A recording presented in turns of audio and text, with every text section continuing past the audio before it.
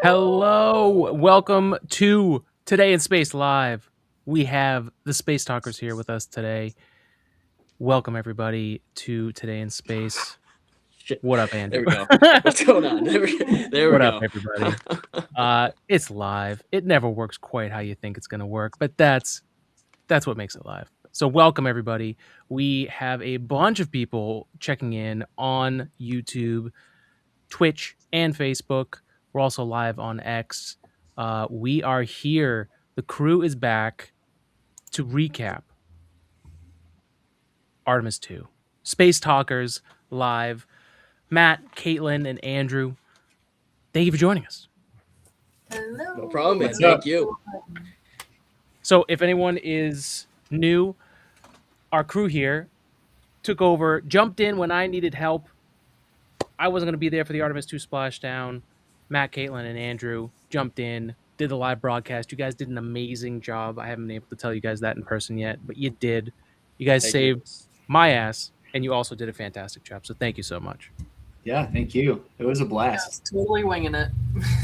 Maybe we were live for like what, 3 hours, guys? That was worth 3 hours and 38 minutes, I think. It was so cool. It was awesome. So happy.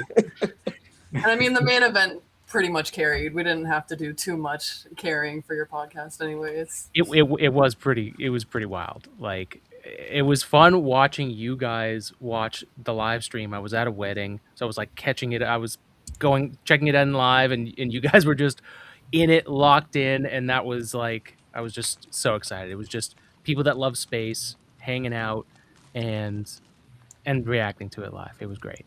Yeah, the most authentic reactions you could get. Yeah. Yes. Awesome. Well, let's go around the room real quick and introduce everybody. Matt, why don't you start?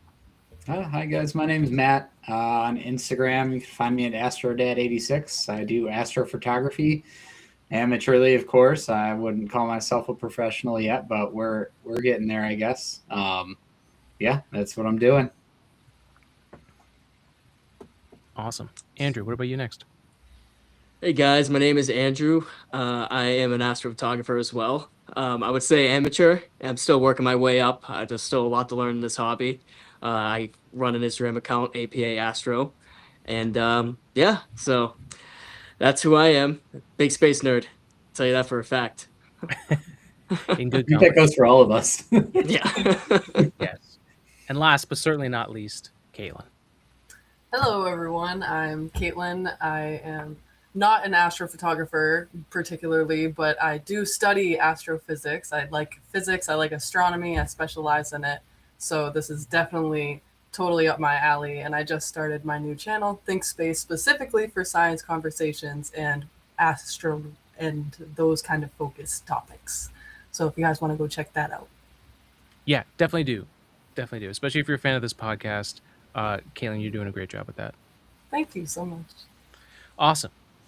Artemis 2, folks. Where do we even start? Like, it feels like a lifetime ago at this point. But it does. Right? Like, yeah. I almost go ahead. We're 2 months past the mission since the launch. I mean, we're almost 2 months since the mission concluded. Yeah, we're days away from the Artemis 3 crew announcement, I think, is June 9th. That's like in a couple days here. Next week. Yeah. Crazy. Yeah, super cool. Yeah, my question is do you think that's going to be pushed back? Yeah, that's exactly what let's talk about. I think everything is going to be pushed back. Yes. I'm kind of bummed. Yeah, that loss of Blue Origin was, I mean, and NASA. That NASA pad got wrecked. Yeah, it's toasty. I texted Matt at like what? It had to be like 11 o'clock at night. And I'm like, hey, did you see this? Dude. I mean, not Matt. I texted Alex. Yeah. And I was like, I was like, are you kidding me? So. I think you texted me in the morning. You might have texted me that night too. I can't remember. I think I just like texted everybody. I was like, this is like not good. It's kind of like just like broke our heart, honestly, because now it pushes everything back. But we did get a positive update from Jared Isaacman and Blue Origin itself. They're thinking that they're going to be launching by the end of this year. Could be a possibility. And I was actually like, are you kidding me? You know, you get your license back. You basically salvage anything that you can. And You refly, fix the pad. That whole pad's leveled. You gotta get a new pad. So Yeah. That's but funny it's though, kind of because like just I think I read somewhere, I forget which rocket it was that exploded and damaged the pad like some years ago now. Maybe And the it Amos yeah, I 6 think that was it. it And it SpaceX. was took them SpaceX. 18 Yeah. months to rebuild that pad. So that's why I'm like, gosh, Yeah. if they think they're going to knock this out in the next 6 months, I'd be impressed. Yeah. But I mean, that's all, kudos to them. I mean, that'd be great if they could put something together and get back going, because that's just the best way to recover. Let me Yeah, and pull right up. after that, we got missions back to back to back to back. So it's Yeah. like we Yeah. got to Here's get to 1, this 2, 3. next. Mhm. It's amazing how it's flipped. Like before New Glenn exploded on the pad, I think the general consensus was that like SpaceX was super behind, and then Flight 12 happened, and it's like, okay, they're back in the game, but they have to refuel in orbit still. And then now with New Glenn, you're just like, okay, like all the Yeah. infrastructure just slowed down getting there. Yeah. So like I heard the let me pull up. I want to hear more from you guys while I pull this up. I think David Limp, the CEO of Blue Origin, said something recently. I want to pull that up so we have it. But it What a sounded like, bummer on New Glenn, though. Wasn't that the day yeah, after that moon base announcement from it was the there? same week. I went live on Tuesday to cover. And then it was Thursday. It was, yeah, 2 days Uh-huh. after. Yeah. Uh-huh. After all those great announcements. I was super stoked watching that. I was Yeah. like, dude, this is we're gonna put a base up there. It's happening. And now you're just like, oh, is that timeline realistic anymore? And it's kind of like, probably not. I could see it pushing a year back, maybe more, but I guess depends on Blue Origin and how well they handle the situation and getting everything rebuilt and moving forward. Yeah. And this is like a mission of a generation. So if it's like 1 year in context of things, Yeah. just to make sure that we got it all right and everything goes well, and like a mistake here and there. In the grand scheme of 100%. things, what's 1 year? You know, we're just kind of Mhm. making sure everything's good. Yeah, I can't wait for them to release what they think happened. I mean, obviously something went horribly wrong, Yeah. Something went but horribly. there's Yes. no public You public can say that for announcement. sure. I looked this morning, and there's no public announcement of what actually was the cause of it, but Let's see. I'm sure we'll find out soon. All right. So Dave Limp said some LC-36 updates. Now that we've had access to the pad integration facility, we can share a bit of good news. The propellant farm, oxygen, liquid hydrogen, and LNG tanks are all in good shape, so that's huge. This is good luck because very long lead times. The water tower is good. That support tower is completely demolished, but I guess they can repair it in place from what he's saying here. That would be incredible. Yeah, the booster that had just been recovered was in the bay right behind the explosion. And apparently that is okay too, but there was some speculation early that had been damaged too, which, I mean, if you saw that explosion, yeah, that kind of makes sense. Yeah, that was an explosion, all right. Yeah, that was crazy. Yeah. A non-nuclear mushroom cloud, like that's just That was nuts. That's crazy. Yeah. Well, these are all Yeah, just and then this year they say they'll fly before the end of the year. So see, this is all just a speculation, though. It's like I've seen some speculation, and like I'm just pulling out like keywords out of the whole thing. You know, they look good, doesn't mean that they're gonna be good. So this No. is what's gonna like. It's This very is why corporate they're like answer, maybe yeah. we can fly by the end of the year. We can get back out there. And personally, in my opinion, I don't think they're going to. I think that with everything that apparently looks good, some of it is probably not good. If you're gonna light a candle, basically, and it's just say it looks good, the chance of that thing blowing up is very, very high. The chance of you losing your license is very, very high. And Yeah. once you lose another commercial program, then you're relying on other programs to step it up. If we Yeah. lose SpaceX within the next few months, and I say this is what I think. If we lose SpaceX and say that they have Starship, or something like New Glenn just happened, you can kiss the moon goodbye for a few years. That's how I think of it, because there's no way you're going to be able to get everything you need to the moon without a commercial program. It's money, it's infrastructure, and Blue Origin and SpaceX, they lead the way, but you're kind of playing with fire. You know what I mean? It's a 50-50 chance. Alex, you know that. It's a 50-50 in space. You know what I mean? So nothing's ever perfect. Space is hard. It's just Yeah. NASA, I feel, is in a very tough situation right now. And that's what I think of it. Yeah, I agree. And it's compounded by, when I started this podcast over 12 years ago, like we had retired the shuttle and we hadn't even done commercial crew yet. So, um, we didn't even have our own ride to space. We were still paying Russians for Soyuz seats. So, and NASA didn't have something ready then. So, and Orion is the only thing left over from that era that was built to kind of provide stuff. And luckily that survived and we're able to use it and it's amazing. But like to think that that was originally made for asteroid mining is crazy, and now it's our moon That's capsule, nuts. right? Like it's That's an Obama nuts. era, Yeah. funded mission, but then they kind of moved it along and used it for something else eventually. So there's a possibility that maybe even SpaceX flies Blue Origin's stuff to the moon or those other I could see contractors to the that. moon, right? Like Yep. at least we're in a place where it seems like Jared Isaacman knows how to move the pieces on the board, and he seems to be a very competent leader, and he seems to be empathetic, which is even greater for a leader to be right now, especially for our American space program. So like there's a lot of good things, but yeah, the reality of building and how long it's going to take it sucks. Like when I saw that, like it was brutal, just thinking about all the engineering work, the root cause analysis that everyone has to go through to determine what it was so they don't let it happen again. Like it's a lot of work. Thankfully, it was just a test. Yeah. And the Thankfully. payload was inside. It wasn't even on the spacecraft. Thank God. On the rocket. So like, Yeah, no, that's what I'm saying. Yeah, thank God that thing was empty. yeah. I mean, Facebook wasn't as lucky on that. No. I'd be Back in the curious day. of how much would have been lost, if they had their full payload. I mean, how many millions of dollars probably would have been lost if they had it loaded. Well, then you're talking with the dispute with the company, and then you're really pushed back because now you can't be trusted with payloads. Well, and this one in particular was Amazon's Constellation, so it would have double hurt for Jeff Bezos. So and all those entities. So yeah.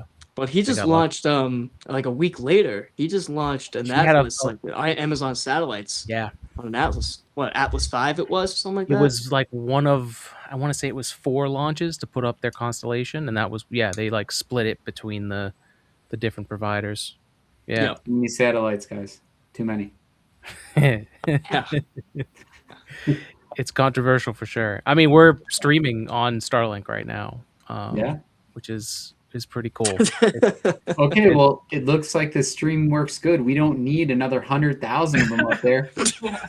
Especially not just all put of them around Alex's house. That's all we'll do. Send them up as they expire, disintegrate, end their life. Then send them up as they are falling towards the end of their lifetime. Let's not just put another 100,000 up there. I know. And uncontrolled too. I mean, it's a serious, like, it was a serious thing just for space internet, and now that AI systems are going to be delivered into space for compute, like, that's going to cause even more, and it's going to also be probably a very specific orbit. So there's a chance that if the scale they want happens, we have just like a ring like constantly in the sky that's visible even during the daytime. Wow, even during the daytime. If the plan that exists today happens the way they want it to. So because it would be every other company, you'd want it to be above wherever you're going to be, so you have access to it all day long. So it would just be some orbit. Wow. Yeah. Could you talk about just kind of like some of the effects that would have, like some of the byproducts of like what that would change in like day-to-day life? Like, Yeah. Well, I'll start with the positive. The positive for me, and I know that our boy Matt would have not a so nice take on AI in space. I know, and I want to talk to him about it. But hear it all. The goods, the bads, the everything. Let's talk about it all. I think what Astronomy has said before is that there isn't a good heat exchange, or as good a heat exchange as a lot of people think, because obviously the GPUs crank up, they create lots of heat.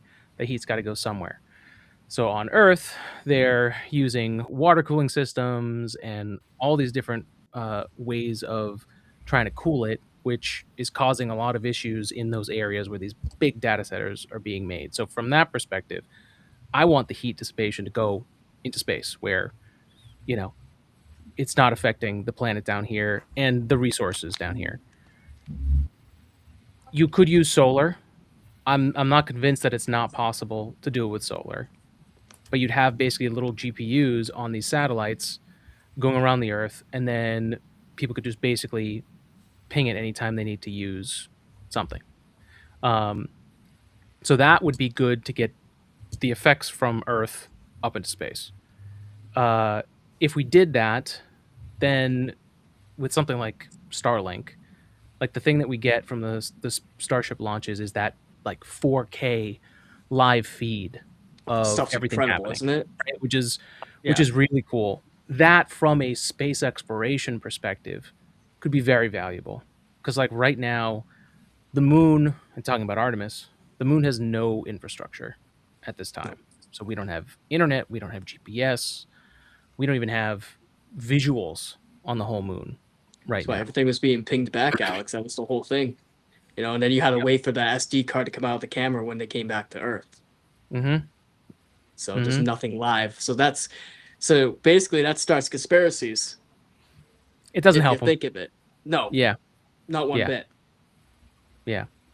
And I don't know that like constant live feeds from the moon colonies or moon stations or whatever we're gonna have is gonna dispel those things. But at least, like we saw with Artemis 2, it's gonna like inspire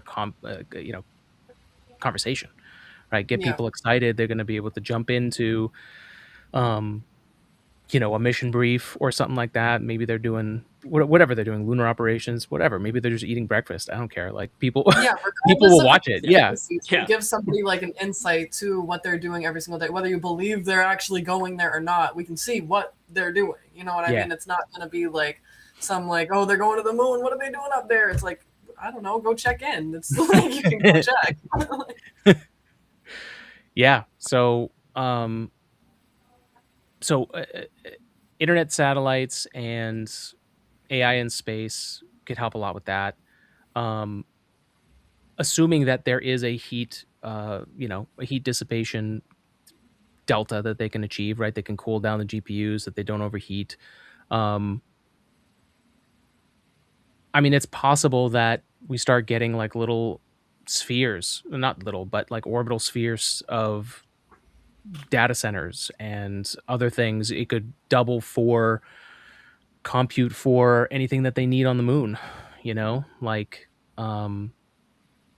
those are the good things that I can see from right now from AI and space.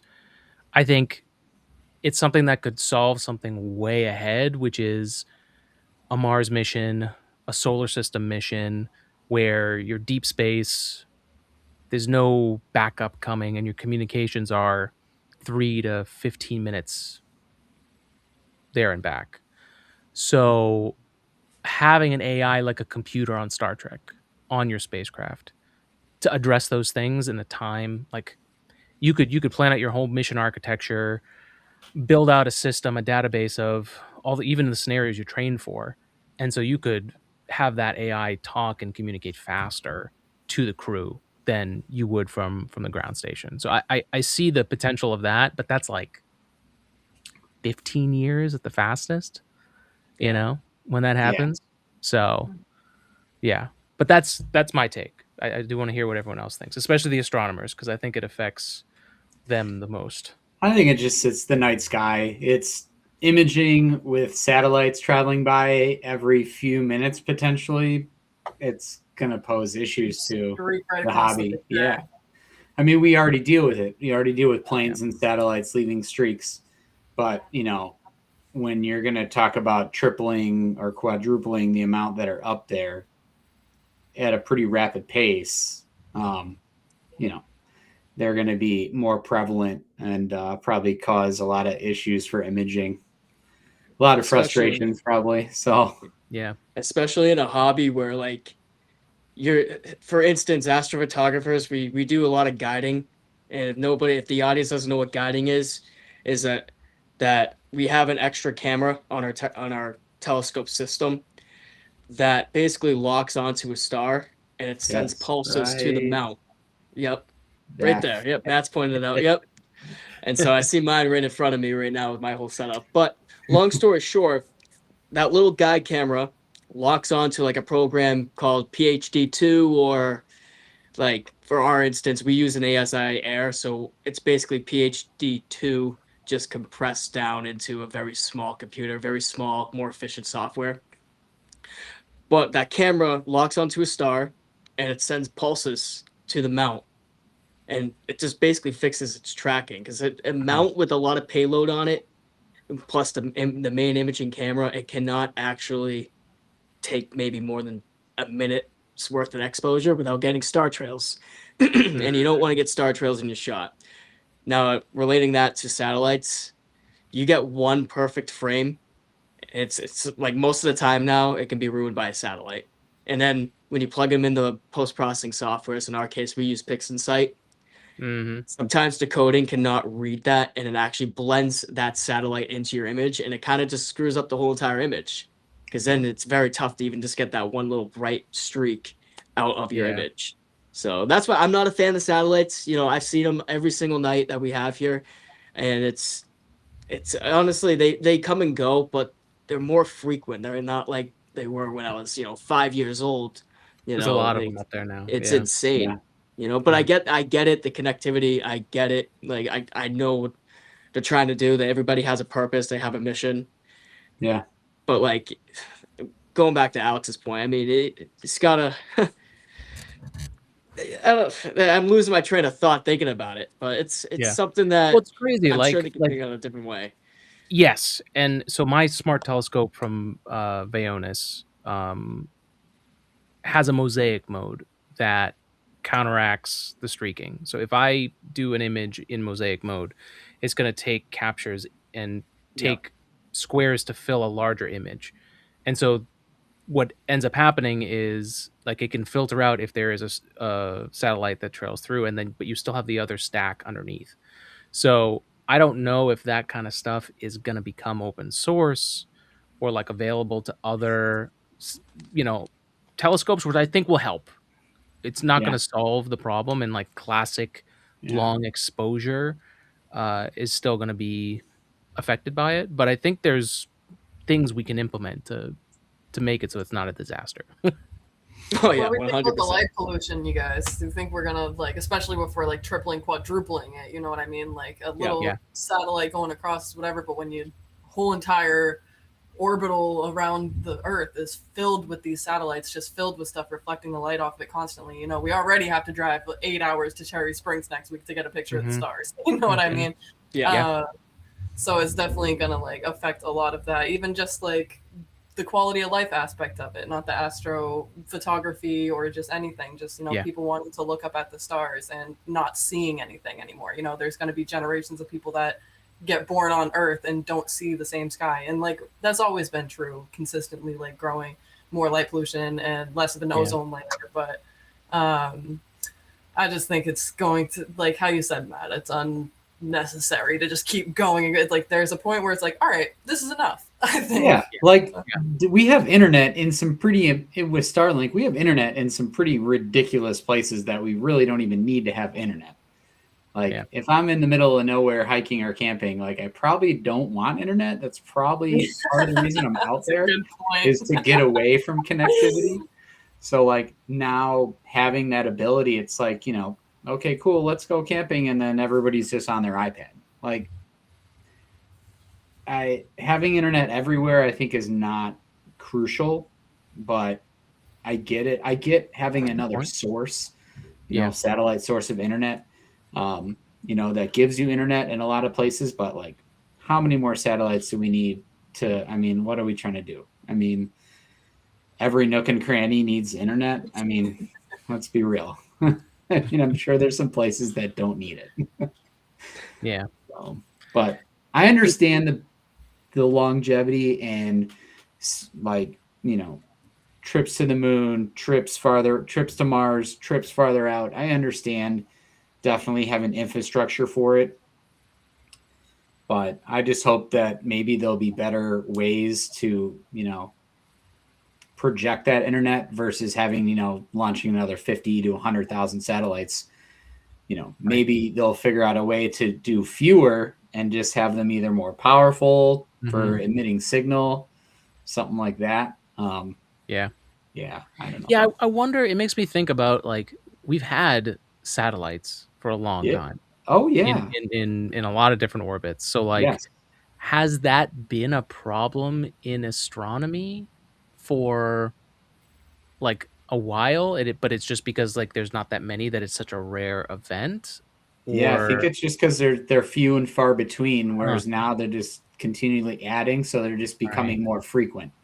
Because yeah, in a night of imaging, 6 hours or more, I'm definitely going to lose some images that probably won't be able to be corrected to satellites or planes. Planes are, it is what it is. I don't, that is what it is. But satellites can be tough. But yeah, I think with, you're losing a few subs for, satellites now, but if you add, 50 to 100,000 more, how more frequently are they going to be coming through your exposure? Right. And I would think more prevalent, especially in some areas, depending if you're in a path, where they're just constantly, passing over. So Yeah. there's good and bad. That's everything, though, 100%. right? I mean, And there's a spectrum even in like all the businesses that are sending things into orbit too. Like there's the space internet, which, some positives of that are like when there are these natural disasters around the world, like they can send Starlink dishes out there. They've even done it on the battlefield and then get internet like instantly. So that's an advantage and something that's you're like, okay, I see the benefit. There's other stuff that's happening, which I think Andrew, you sent me a clip about this. It was for like Dark Sky Month or Dark Sky Week. There's companies out there that are trying to beam light back down to Oh, Earth I did during the send you that. nighttime. Yeah. Yep. yeah. What is that? So There's companies trying to beam light you were from, literally like talking orbit. about, Yeah. they want to make things less dark at night. And that, you know what that does though? That screws up people's. So believe it or not, guys, it's like it's so ridiculous. But like the more that you look into it, in the last month, I joined my state's IDA, International Dark Sky Association, and so I'm like, I try to tune into all their meetings and all that stuff. They are located out in Western Mass, and I'm located in Eastern Mass, so it's kind of very That's a tough, tough one. But they do have online meetings, and I've joined a few, and I mean, we talk about all this stuff, and then the most important thing too, believe it or not, even for us astronomers, you don't even have to be an astronomer for this little problem. It screws up with your mental health. People need to sleep. You know what I mean? If people don't sleep, they're going to be very grumpy. It's not that. People don't just see pure darkness because people can't sleep in darkness, and they just, that how much that's going to play with your brain. And then you think of the other things. Trees, like in nature, they need darkness to grow at nighttime. Like they do. Same with animals, Crops. So, yeah, Crops, like everything. farms, animals, So, birds. I'm in the middle of growing everything. herbs, Yep. right now, and like having the different light cycles for the growth versus the vegetation aspect. Like if you have too much, you're going to kill the crop, and it's just Yeah. like, it's we don't have. This is the same kind of problem that the moon is going to have and Mars is going to have. Like there's no laws, even space. There's not a lot of laws in place. There's not a lot of um, precedent for anything. So governments, any of it. Yeah. yeah, and so you've got And all who these gets to companies choose, that now right? Who does get to write the laws? 100%, right? And like, do the laws only, like, for anything that's in orbit, do the laws only pertain when you're orbiting over that country? Is it international waters? Is it, and like the only thing you have to go off of is the space treaty, which just basically says whoever launched the spacecraft basically is responsible for that spacecraft. But like that's it. Like it like Yeah. it's all the Wild West right now. That's So all it is, man. It's a little yeah, bit we of a finally race. have the access to space to the point where we can start looking down the line and be like, is the moon landing area off limits? Yeah. Start Right? something about yeah, Like to be exactly. undisturbed. Yep. Are there protocols to make sure that we're controlling for, did we find life or did we put life there? Um doesn't exist. So much in the air, just so much up in the air, man. There's so much to be answered. I know if we just talked about satellites for 30 minutes. There's so much in the air. There's so much to know. AI into that. When you mix AI into that, especially with all the new technologies that aren't being governed by anything yet. I took a class on this in one of my last semesters. It was literally about governing new technologies and what are we going to do and who gets to decide what. And the specific topic that we spent a significant amount of time on was AI. And there's always this curve when something new comes out where it's like the fear just like skyrockets to a peak and everybody, because nobody knows what's going to happen with it. And then as soon as like people get comfortable, put it in their day-to-day lives, like even down to the microwave, everybody was like, what the heck is this? The TVs, what is this? Why do we need it to be flat? The like, light bulb. Why is it so bright in this room? Like everything's super, super scary at first. You know what I mean? But then like there's that tipping point of when everything kind of sets into stone. It's in our day-to-day lives. We know how it's going to show up. We know like what it's going to do. But we are just such in this like what happens next and who gets to decide position that it can be really scary, because especially where the people who do get to decide aren't really the most ethical deciders. Why are we lighting up the night sky for no reason? I don't see like the benefit to that as like, let's preserve the environment first, before we start causing problems somewhere else, in my opinion. Yeah. Valid. It's Shoot, I can almost deal with satellites if we can cut down on just light pollution off the Earth, Yeah, true that. Give me some darker skies and I'll, all right, put some more up there. And make it so me, Alex, and Caitlin don't have to drive 8 hours to see the darkest skies. Oh my God. I'm driving pretty far. So, I could go probably about 4 hours north up into Wisconsin, and there's some parts up there that are, Bortle 2, Bortle 3. But Cherry Springs, there's just something about it that'll make me hit that 10 plus hour drive. So. Yeah. So no. Light pollution is interesting. Yeah. There's some really simple things we can do to cut down on a lot of it. Literally just directing the light back down. Like just shielded lighting.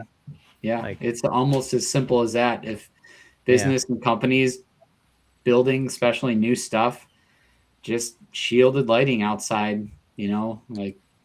Yep. Exactly. It'll help.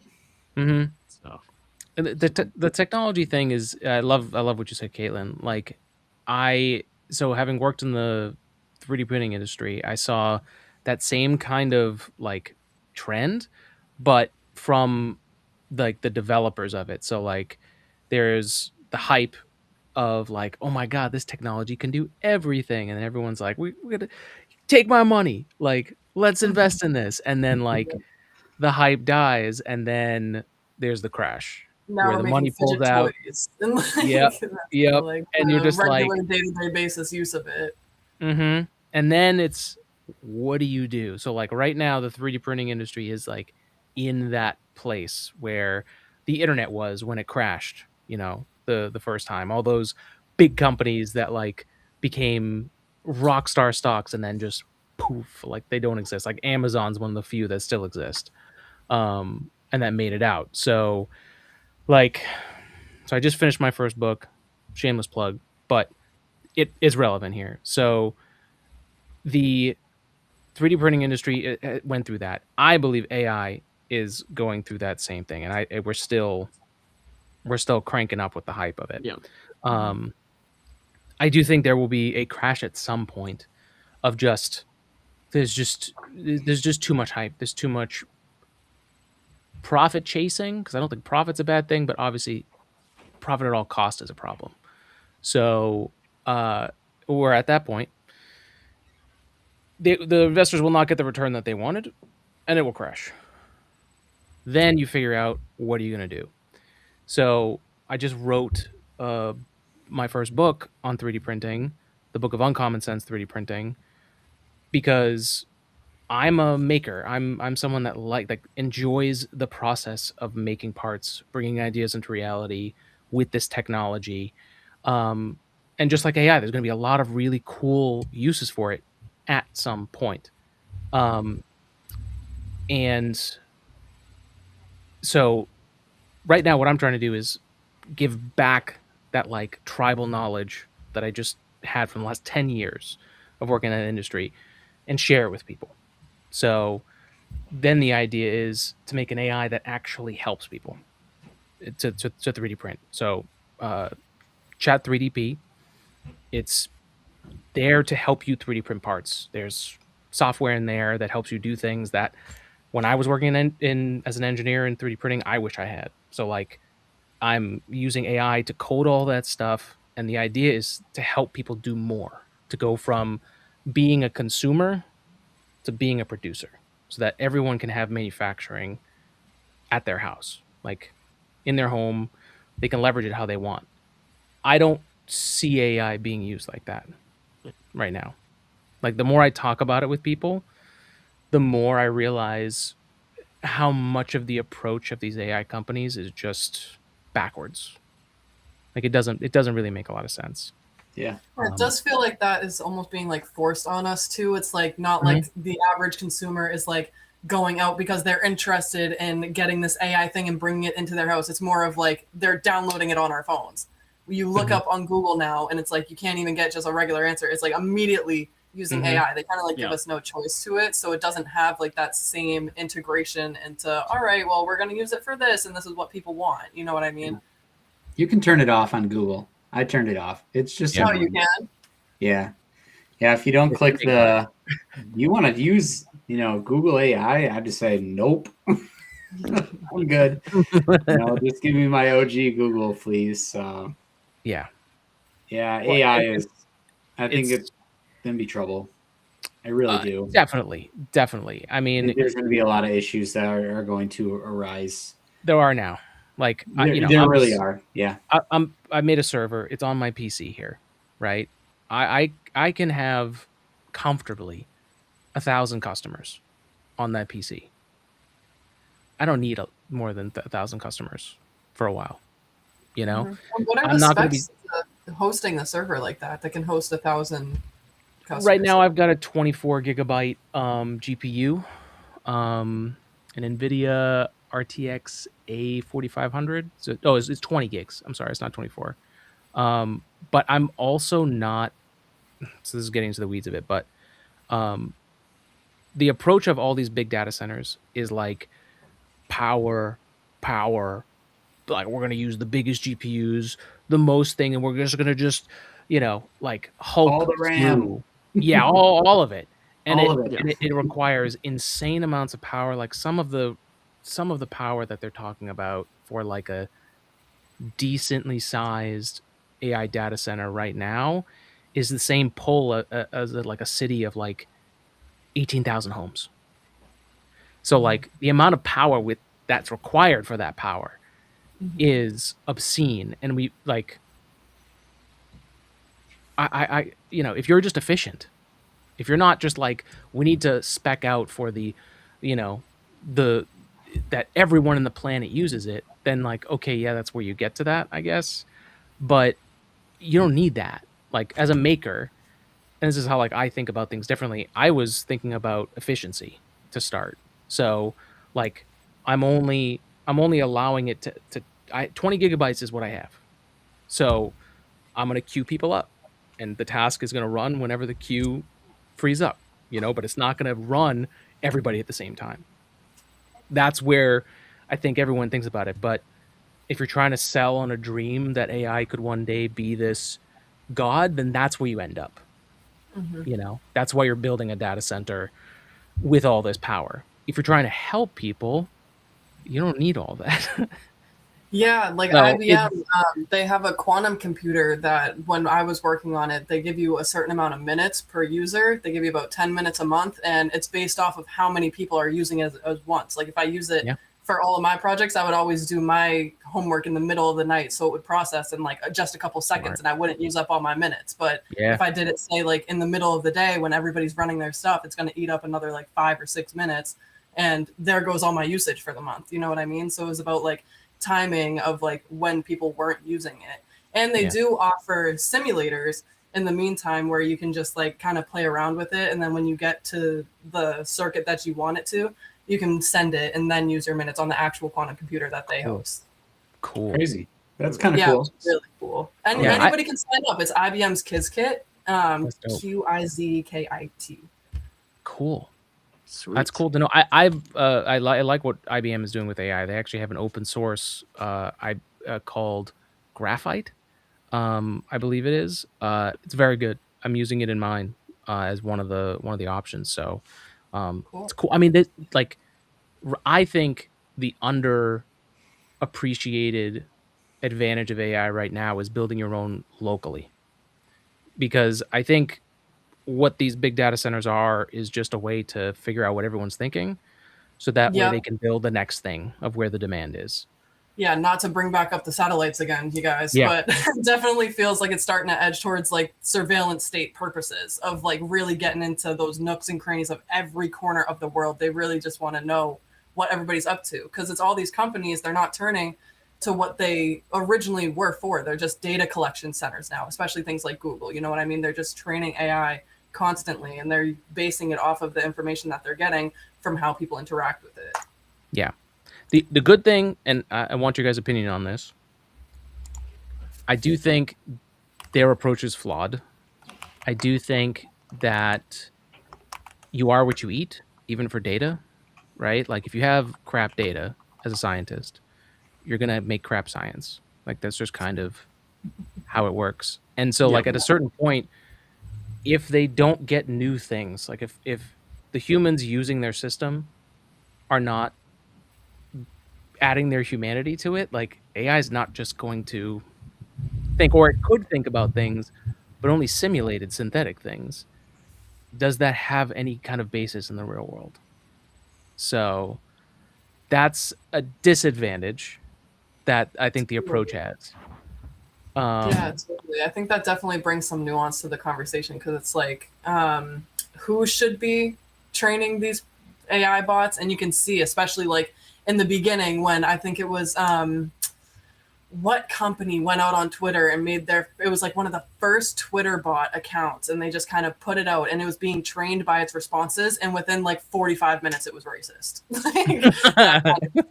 So like, and then they had to shut down the whole entire thing and like just completely start like and be like, we need to really pick and choose about what data that we're training this with. Yeah. And clearly scientists are not making these decisions. So No. And yeah, it's people looking for power, in my opinion, especially the surveillance side of it. Like these data centers, like you're going to tell me that they're not being used to piggyback surveillance in large cities with hundreds of thousands of cameras. I mean, like the new flock cameras, like they're finding out where you are at all times, at any time, anywhere. Yeah, it's a lot to we think are talking about it though, which I think is something. I'm old enough now that I can say that that's different than what it used to be. Yeah.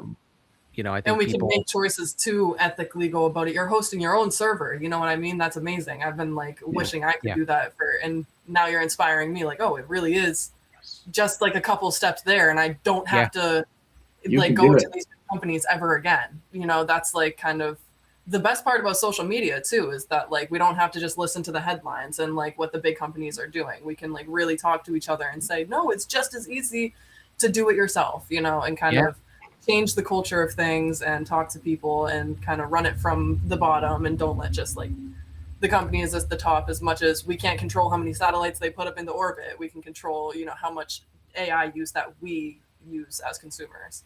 100%. And I think right now is the time for someone like yourself or like anyone to make it, because it's open source. Like it's literally available. Like I'm building a company, so I need to look for licenses that are open source and I'm still able to use.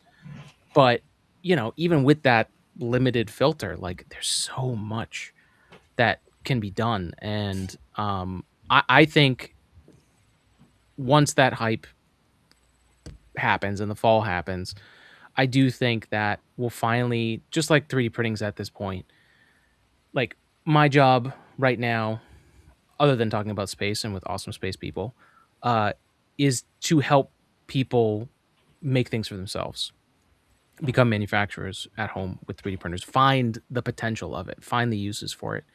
Because now there's if you're in the 3D printing industry, it feels like doomsday. It feels like everything's over, nobody cares about 3D printing anymore. But I talk to people all the time who are just excited that they can talk to someone who knows what they're doing, right? Or the price of 3D printers have dropped so much that they can then buy one. And it's so trying to be an example of the good side of AI. Like I'm not trying to. I think about it more as like a Mega Man situation than like the Terminator situation. Like I do think there can be good ones. Like I am happy with what Anthropic and Claude is doing. That's different from everybody else, right? They're not letting it being used in certain military applications or other types of war. Good. Please keep holding that line. You know, Please. and yeah. And if I can be an example in the 3D printing industry of using AI that is not replacing jobs, but instead supporting an industry and filling the knowledge gap that exists between experts and beginners, then this is a good use of it. But yeah, it's not being talked about a lot. I'm learning a lot it. out of this whole conversation. You know, I'm learning a whole lot.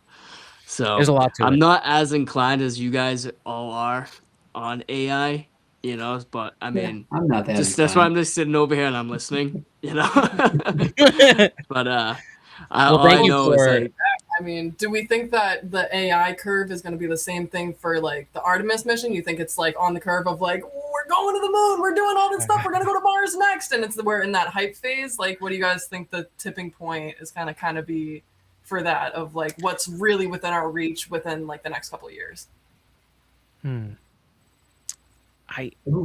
That's tough. You want to go, Matt? Yeah, it's a good wow, question. okay, wow, Dropping bombs. I didn't think it was like too much. We had to bring it back to Artemis somehow. So I know we had to. I also want to talk right about hook. those technical like details that I had to deal with on the show. Sorry for the whole chat when I had a host that I had to host a podcast.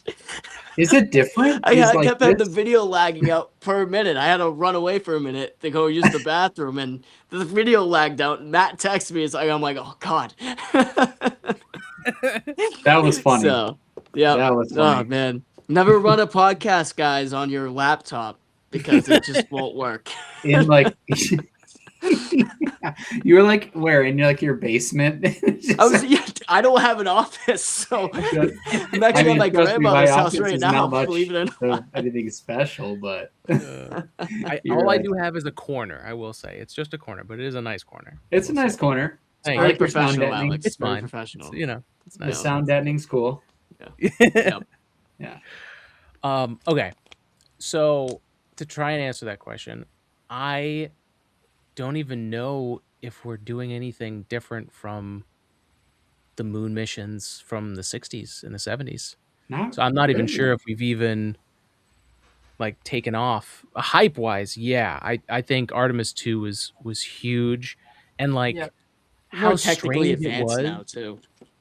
Yeah, but like how strange it was that like at liftoff, there really weren't that many people following it, and like it was pretty clear like, man, we got to do a better job of like letting people know about this mission. And Yeah. then 5 days later, everyone was talking about it. Yeah. Like how And now they're amazing praising was the crew. that? It's Yeah. social media. It's once you get the Yeah. clips out and people see it, they're like, oh, did you see this? Did you see that? You know what I mean? Things, it's Yeah. not like where we all got a plan to sit down in front of the TV or chain smoke cigarettes with the family and put on the radio with everybody in the room. You know what I mean? It's going to be, and Reed Wiseman said it himself when he was giving his speeches when he came back. He said, thank you to everybody that everybody would have thanked in the 60s. And then he said, and to the influencers. You guys are the ones like on knows that we're even doing this because that's how the world is functioning now. They don't talk about it until they see it on their scroll. She's completely right because Alex, me and you kept posting that like crazy on Instagram. You know, like we were on top of it. You know, I was working the day of the launch, but I got off in time to see the launch.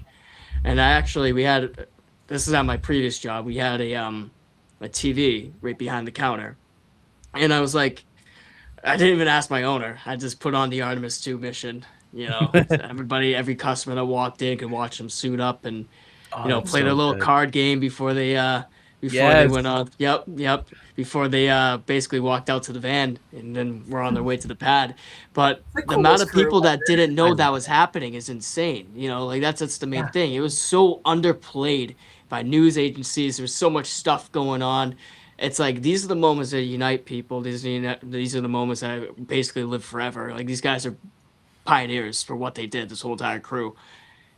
I still don't think even 5 days later in the mission that they've gotten enough credit. You know, they've been to the White House. Yeah, they've been on the news. I get it, but like they haven't received really a lot of credit, in my opinion, for what they've done. Because a lot of people don't care, and it's so sad to think about the that. Community for sure, but like you're saying, nobody cares. Like people don't care. Yeah. Like I'm trying to see that from a perspective of somebody who, like, for instance, obviously we're all space nerds, you know what I mean? But that'd be like somebody who's not a space nerd, like my friends, for instance. Some of them will pay attention and be like, "Oh wow, that's cool," but they don't care as much as like I feel like everybody should care. You know what I mean? It's the same thing in the 60s, why there were songs called Whitey on the Moon. You know, I can't pay my bills, but Whitey's on the moon. The gas, nobody can afford their groceries, but like, you know, we're sending people to the moon. You know, the average person is like, why can't I afford gas prices? And like, why is there wars that aren't being addressed, but we're sending people to the moon? You know, it's still the same exact story as life has to roll on. A huge the political space conundrum. Yeah.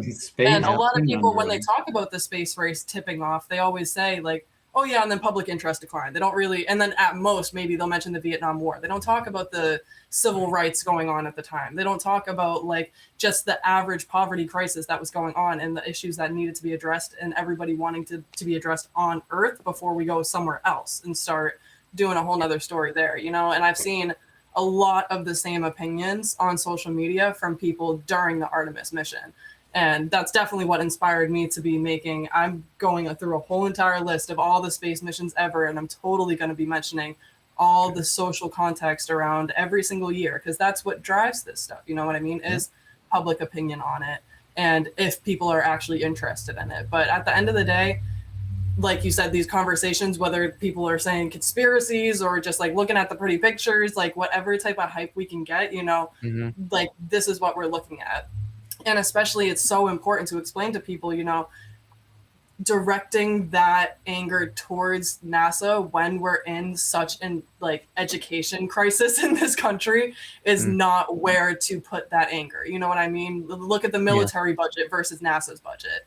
You know, there are like direct places that are causing these problems. And I don't think it's the ones that are fighting for like astronomy and intelligence and all this whole entire revolution of education in a time of crisis. I don't think they're the ones to blame. You know what I mean? That's my opinion on it. Yeah. I think you're spot on. So the thing that you're touching on is something that I put a theory on, and it kind of scared me how accurate it was. But so the space conundrum, which is this correlation between societal chaos and space progress. They both seem to increase at the same time. The first one was the original space race, and for all the reasons you mentioned. And when I started talking about this was like the lead up to Artemis. It was probably like 2024, and it was interesting to follow it along because was going back into the space history and learning, and I kept seeing parallels. And I was like, this is crazy how similar this is. And I thought we were at the peak of that ramp up back in 2024. And I was wrong, and I stopped talking about it because I was like, this is too crazy. Like, if when Jared Isaacman got removed as the pick for NASA administrator, I was thinking to myself, man, we are at like the Mercury Gemini days of that ramp up of the space conundrum. Yeah. And I feel like that's, so to go back to like your ramp question, that's where I think we are in our cycle of the space conundrum, is that we are still building the machines that are going to get us to this next moment, which could be stepping foot on Mars. It could be continual live feed of humans on the moon, right? The moon base. Yep. And it makes you wonder what caused that drop off for NASA. Obviously, all the other problems that were happening on Earth kind of made, once we reached the pinnacle of stepping on the moon, we kind of did that 6 more times. And it was like, well, what are we building towards? What are we, and like the world on Earth kind of moved on. It'll be interesting to see what our moment is and like what we set up. It's one of the positives, I think, from having not just NASA fund it, because that was a big problem with NASA's budget. It went from a military defense budget to a Parks and Rec budget. So it just didn't have what it needed to continue what it was doing. Private industry helping build the things for public interest makes things very interesting. To Especially as our survive that drop. collaborations all together. Like everybody's kind of working together of like, all right, well, this is the mission and whoever can do it first. And that's the best part about this whole explosion happening, is that we have backups. We have other companies that are willing to step up and really kind of kick in where they can help out. Totally. I always thought like it was more just, in my opinion, I thought like, Blue Origin, SpaceX, they got basically the same contract, work together. It's not a race when you guys, I personally don't think it's a race. I think it's a race when you have another country that's a competitor, like China. Yeah. But I think right now we should not be turning our backs on each other, especially SpaceX and Blue Origin.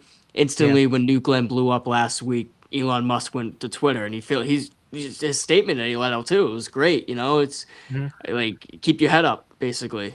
You guys will get through this. The space is hard. It's not easy. It's not easy. You know what I mean? So like, you got to work as a team. It's not, hey, who gets to the moon first and whatnot.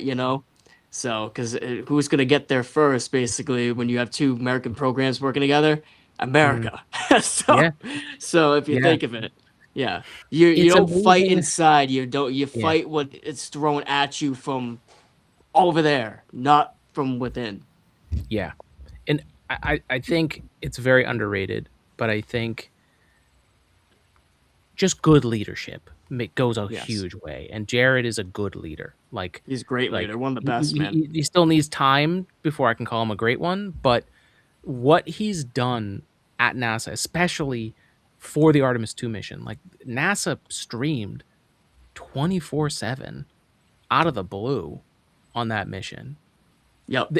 And those teams were rock solid. I don't know if you noticed this as photographers, but there was a moment where they must have revamped that team or just did like a meeting and figured things out. But the angles of all the shots went from, this is public access television, to we're doing something. Like, this is a production. Yeah. And it felt like a production for sure. Yeah. Like, it really dialed in, and that really set the tone for it. And like, and that comes from the top, and it just like, we've had a lot of different administrators, and I'm sure that job is very difficult, especially since you're really a politician at the end of the day, even though you're also leading NASA.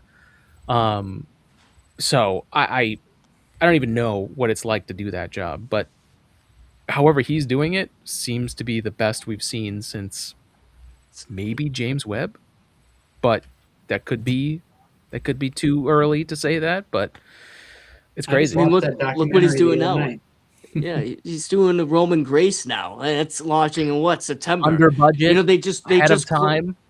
exactly. That thing was going to launch next year. The thing's launching in September. The next space telescope. You know, like you said, under budget. Are you kidding me?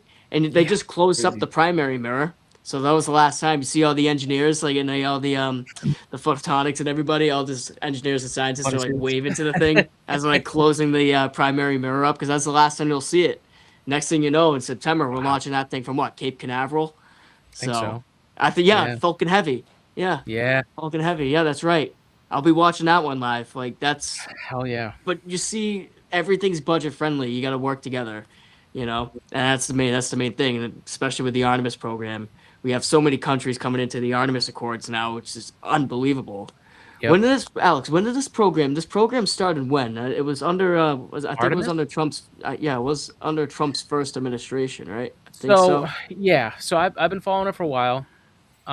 It's very gray, but uh, and Jared did point this out. He is correct that Artemis was not actually fully determined until the Trump administration, Yes. but it also leveraged everything that the Obama administration had put in place. So Yes. where it started, all I care about is we didn't toss out another space program and start a new one. Like that was the most important thing that happened. Hey, finally, a smart decision, right? Thank God. Stay on track and actually Yeah. get some stuff done. And I Yeah, really actually, appreciate that don't even start from scratch. yeah, totally. I think even like the other countries in it, I don't even think, especially compared to the first space race, that this isn't Yeah. a race even with the other countries. You know what I mean? They're going for different missions, the longevity, studying different things that we can all work together on and all get data from and still globally be working towards the same goal and collaborating. Mhm. Yeah. And I will the Artemis Accords. I don't know if Jim Bridenstine started those, but the last administrator did. He did a very good job Yeah. of getting a lot Yeah. of countries signed up for that. I think that might have been one of his biggest accomplishments during that time was getting those accords. Yeah. All of the politics of that to get started. So that there's been many people that have helped us get to this point. It's definitely not one administration. Well, Jim Bridenstine also helped on the commercial program significantly. Definitely. He was there. He was there. He Mhm. was under the administration when, what was it? Doug Hurley and Bob Behnken were Mhm. launched on that demo mission on the first commercial Yeah. crew. We returned space flight, human space The flight back to anniversary Florida. was last weekend or the weekend before. Yeah. Yep. And that Yeah. was an unbelievable day. Obviously, 2020. wasn't a great time for the country, but I mean, Oh, it was the a great world. time for the world because everybody Yeah. was like, "Wow, this is incredible!" You know, Americans aren't relying on the Soyuz anymore. You know, Mhm. which Did you Alex, watch the Netflix documentary on what? Oh yeah, yeah, for the demo mission? Yeah. I did, Yeah, last Yeah. year. Yeah, It's unbelievable, man. incredible. Yeah, I cried. It me too. was I Me cried when it too. launched, and then I cried again when I watched the That's when I Netflix got my documentary. my SpaceX sweatshirt. So that's when I got the sweatshirt. I got a shirt at home, and I got a little bit of stickers from that demo mission. Oh yeah. So because that thing kind of changed the way that I see space flight now. And now that I've been so hooked on the Artemis program ever since the first launch in 2024 Artemis 1 or something like that, right? Because it was a nighttime launch. It was November 16th. It was the day before my birthday. Or Yep. was it 2022? It might have been 2022. I think it's And 2022. Yeah, I think it was Technically, 2022. yeah. Technically, there was a launch in 2018 of Orion. I think it was 2018. Yes, there was. Yep. Yeah. So it definitely goes back. But again, and this is the cool thing we're seeing from NASA right now, which is like figure out a way to launch faster. Like the fact that it was 2018, then 2022, then 2026, you can't like NASA's up. It's bound by the taxpayers, and its bills are Congress, and its plans are the president. Like it doesn't have the control that I think a lot of people think that it might have. Because it's And underlooked, Alex. It's very underlooked still. it's very underlooked, and like we got to realize that if the trend before the Artemis program was that every president would have two terms, they would have their space program, and then the next one would start their own, and that's been what it was since the space shuttle. And before that, they just basically kept using the space shuttle for 3 decades because they were like, "Oh, we have it. Keep using it. Keep using it." Yep. I love the shuttle. Don't get me wrong, but I see the patch on your love it. on your. I love yeah. it. Yep. But I went to school. I got my degree in aerospace engineering to work on the shuttle, and then it retired when I was getting my degree. So the 2011, industry right? took a shitter, and Sure it did. was very hard to get a job at that time. And that's why I started this podcast, because it was a way to have experience and a resume and to like stay fresh talking about it, because how else was I going to do that if I couldn't work at a job, because I was overqualified and underqualified at the same time, which a lot of people in STEM experience now that I know this. But Alex, Um, now you got Artemis. Just saying. I mean, you never know what could I've happen. been training for a long time. Yeah, I mean, Yeah. almost streamed every day for that, and like it was talking about like trying different ways to it was a great opportunity to try and see how many people can I really reach and try new things. And like I literally, like I was doing work in my lab and then wasn't even on the camera Yeah. for like 4 hours, but I just kept the stream going. And I saw so many people come in, comment, watch. Like Facebook went nuts, YouTube went crazy, and it was I just remember like, tuning in every day. yeah, dude, it was crazy. And like I definitely did not sleep a lot at all, because I would basically work a whole day and then they would be doing some demo and I was like, well, I'm watching Yeah. this. Yeah, So, they're doing some like you know, maneuver at like 3:00 in the morning. yeah, And it's like this is perfect. this is amazing. And you've got the hum of the comms and the spacecraft. You're just like waiting. There's like dead air. You're waiting for them to talk. Yeah. And sometimes you hear something that you weren't supposed to hear on that channel, and it was interesting. And you're like, oh, I wonder what that was.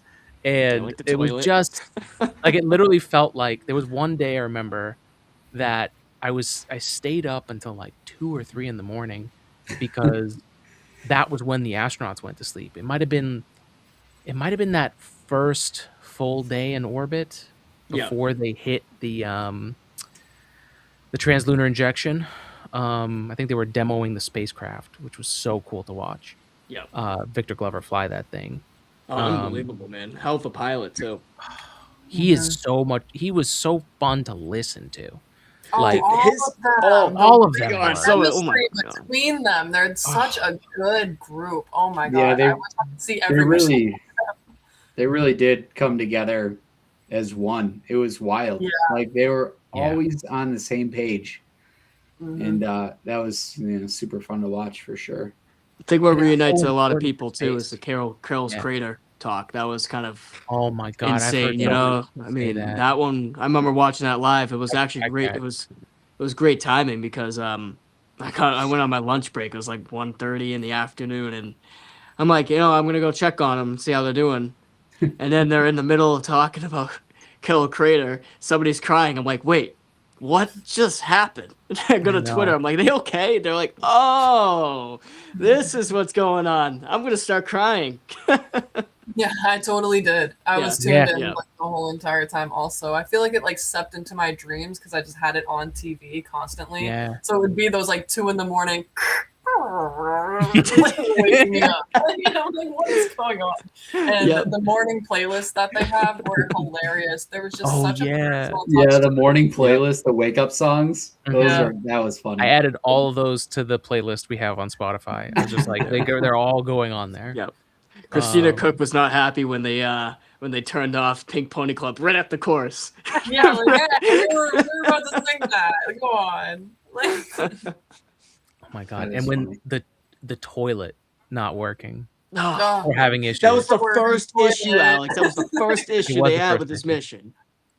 Oh. dude. And then like you're listening to the astronauts know that they're on the public channel and they're trying to be professional, and they're just like, "So NASA team, when are we going to hear about the next step on the toilet? We really need to use it." It was just like, oh, that's a problem.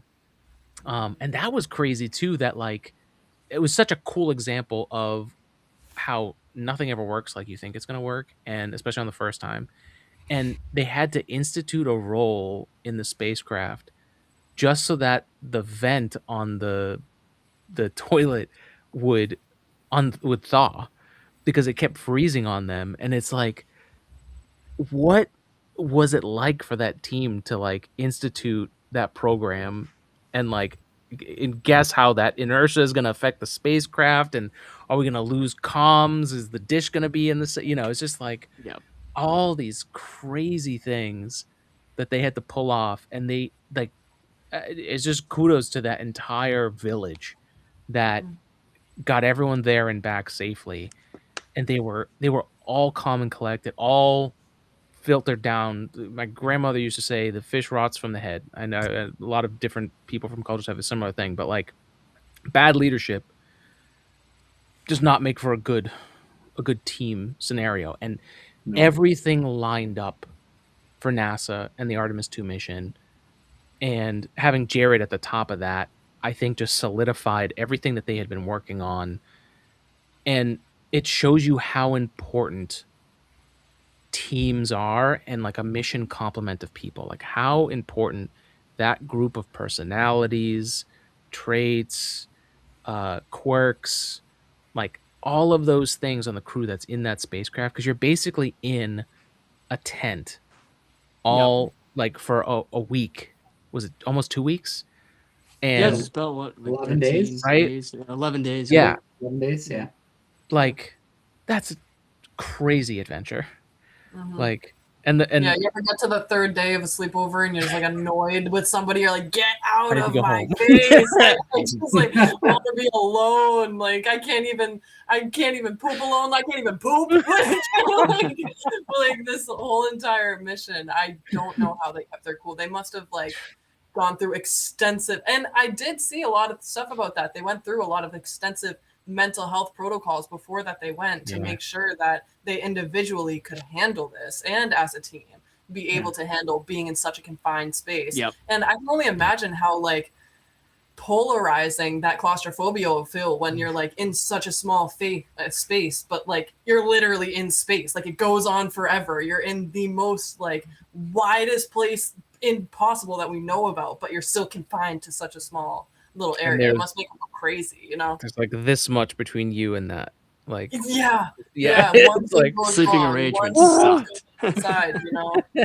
It's just the highest stakes and the most extreme conditions, and they all handled it with more than grace. It was so entertaining to watch. Yeah. Even like at the beginning of my video about it on YouTube, I start the intro with they're going, okay, 10, 9, 8, 7, 6.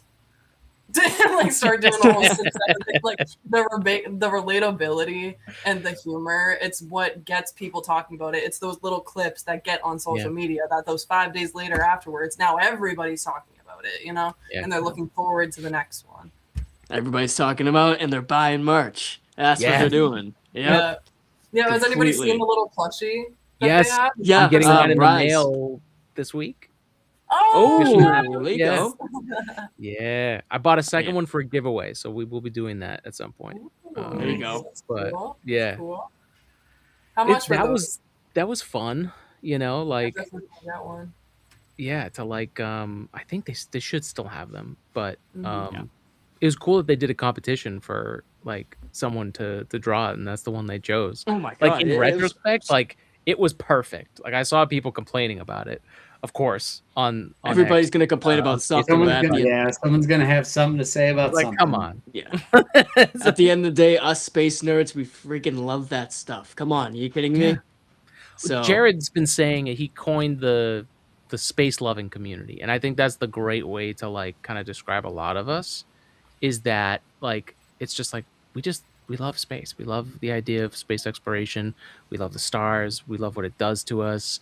Like just I think that's a good way to do it, because it's when you get too into it and you get snobby, it doesn't make it very popular for other people to follow Yeah. along. You know, you guys know this from astronomy, and even in academia, like it's the same thing. It's like Yep. gets to a point where you're just like, this is not fun anymore. sometimes Yeah. when I like think life that's hits you, it's what kind of just like it takes you out of anything that you want to do. It's kind of like it takes a while, especially for a hobby like this, just to get back into it. But then Yeah. sometimes it's just looking up at the sky. You're like, wow, that's actually really cool. Let me take the telescope out. It's always little things, you know. Dude, I but I'm not waited going to be lugging so a long. 138-pound telescope set up outside just like that, just to look at the moon. So, so Yeah. that's when sometimes like hobbies like what me and Matt do, it gets tough. And I mean, he's lucky he has a little setup behind him, something that he can just pick up and place out there. For me, it takes Portability hassle. is nice. Yeah. Portability, for me, is huge because I don't always, my backyard is like a Bortle 7, so it's not the best. But a 30-minute drive gets me into a Bortle 5. So portability was, a huge factor for me. And, it's these small refractors these days, they do so well. It's just like, but Andrew's new setup is amazing. I can't wait to let's see flip the camera. Can we see? Yeah. Let's go. All right, let's see. I'm just gonna flip it this way because actually, hang on. Sorry, guys, I gotta Thorn. get used to doing this on my. Thorn with the Thorn. 238. That's a There she chunky. is. That's Hi, chunky. Thorn. Look That is at a that. beast. Oh yeah, Hold on, there's hold Story. on, Yeah, hold on. 238 pounds here. Hold Yep. on. Yeah. There we go. Look at that beast. Yeah, that thing's a monster. Yep, guys. I'm Like I so said, it's excited not to even see done. That thing next week. Not even done yet. Got to get that peer extension, and that thing is going to be ready to go. Okay. So- Okay. So tell us about the scope. Tell us about because I loved getting the text in our chat about you buying this and watching you put it together. Tell us about it and why you built it. Hang on.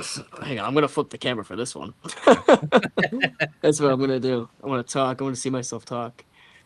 All right, so I built this setup with the main purpose of doing some astro photography research. I was actually kind of inspired to do this by Caitlin and the whole crew at the observatory. Because growing up, Jamie over there, she runs the whole astrophysics department, or is it astronomy department? Caitlin, that's what she runs. So or? over at BSU, the ironic part about having the whole entire 5th floor and roof of the science building of BSU be dedicated to an observatory and all of our astronomy efforts is that we don't have an astronomy major. We have a physics department, and then we have an astrophysics focus, and we have such a strong department there. We get funding directly from NASA Mass GC, so we have plenty of grants for students, and that's what Andrew, I'm assuming you're about to talk about. What we do is we not only do the public events and like all that stuff, but we do a lot of in-house research and astrophysical imaging. And that's what inspired me to really start developing a whole entire setup. Monochrome setup in particular, because monochrome has the best signal to noise ratio for research purposes. It shoots black and white, and it shoots through single layer colors. Single layer colors, you get the best signal noise ratio. You get really that true data that comes out of all these objects that are in our night sky. Narrowband data as well. It's the same thing for hydrogen alpha filters, oxygen 3 filters, which I'm currently going to get one very soon. I'm going to be shooting hydrogen alpha, luminance, red, green, and blue out there. But primarily this setup is for astrophysics research. But touching back on what Caitlin just said, as we do research over at the observatory in Bridgewater, Massachusetts, it's more of they have a bigger telescope in the dome. So think of that setup that I just showed you, my setup that I just built, and I'll think of something that is bigger. Basically, it's the same thing, just smaller, right in front of us. If that makes sense. Cool. So That's awesome, though. It's but such the a whole smart way point, to do it too. Like, so if you're trying to do research, get a telescope that's going to get you the best data. Like, that's a great idea. that's the main thing. But at the end of the day, for anybody listening, it costs a lot of money. It Yeah. costs. I'm not even done building this thing, and it's taken me about 2.5 months now. You know, I got a peer extension coming for the thing. I still need to get a sulfur filter and an oxygen 3 filter, and I need to get a router for the thing still. And it's like, it takes a long while. And if you really, really, really want to invest in this, you don't jump into a whole monochrome setup like I did. I started off as like with a colored setup, like 533 MC, same camera that Matt has, phenomenal camera, very small setup, Thing's AVX great. mount, yep, an AVX mount, a small Newtonian, and actually the guide camera that I have on the setup that's right in front of me is my old first little guide camera, because why buy a new guide camera when basically I can just keep using the one that I have. Totally. So Yeah, But don't it's- downplay those little things. You know what I mean? These are still expensive hobbies. Exactly. Oh, yeah. Exactly. No matter how like beginner friendly or okay, we're just starting off, we're not doing any research, just taking pictures. That is like money poured into it for sure. Mhm. Yep. And so it's basically my whole point. And the best thing about this thing is that I get to debut it out there with you guys at Cherry Springs, which is going to be phenomenal. So I cannot wait for that. Obviously, I know this for a fact that I'm going to run into a lot of technical issues. I know something is going to happen that I'm going to have to swap out a cord, because the amount of cords that are on this thing, the amount of power going into this thing is unbelievable. You know, I have a huge power box that's hooked, like zip tied to the telescope's tripod, the mount tripod, that powers the freaking mount.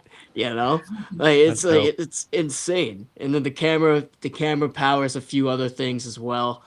But I mean, it's just wait until you guys see this thing in action. Like I'm gonna post a lot of reels about it on Instagram, Facebook, Nice.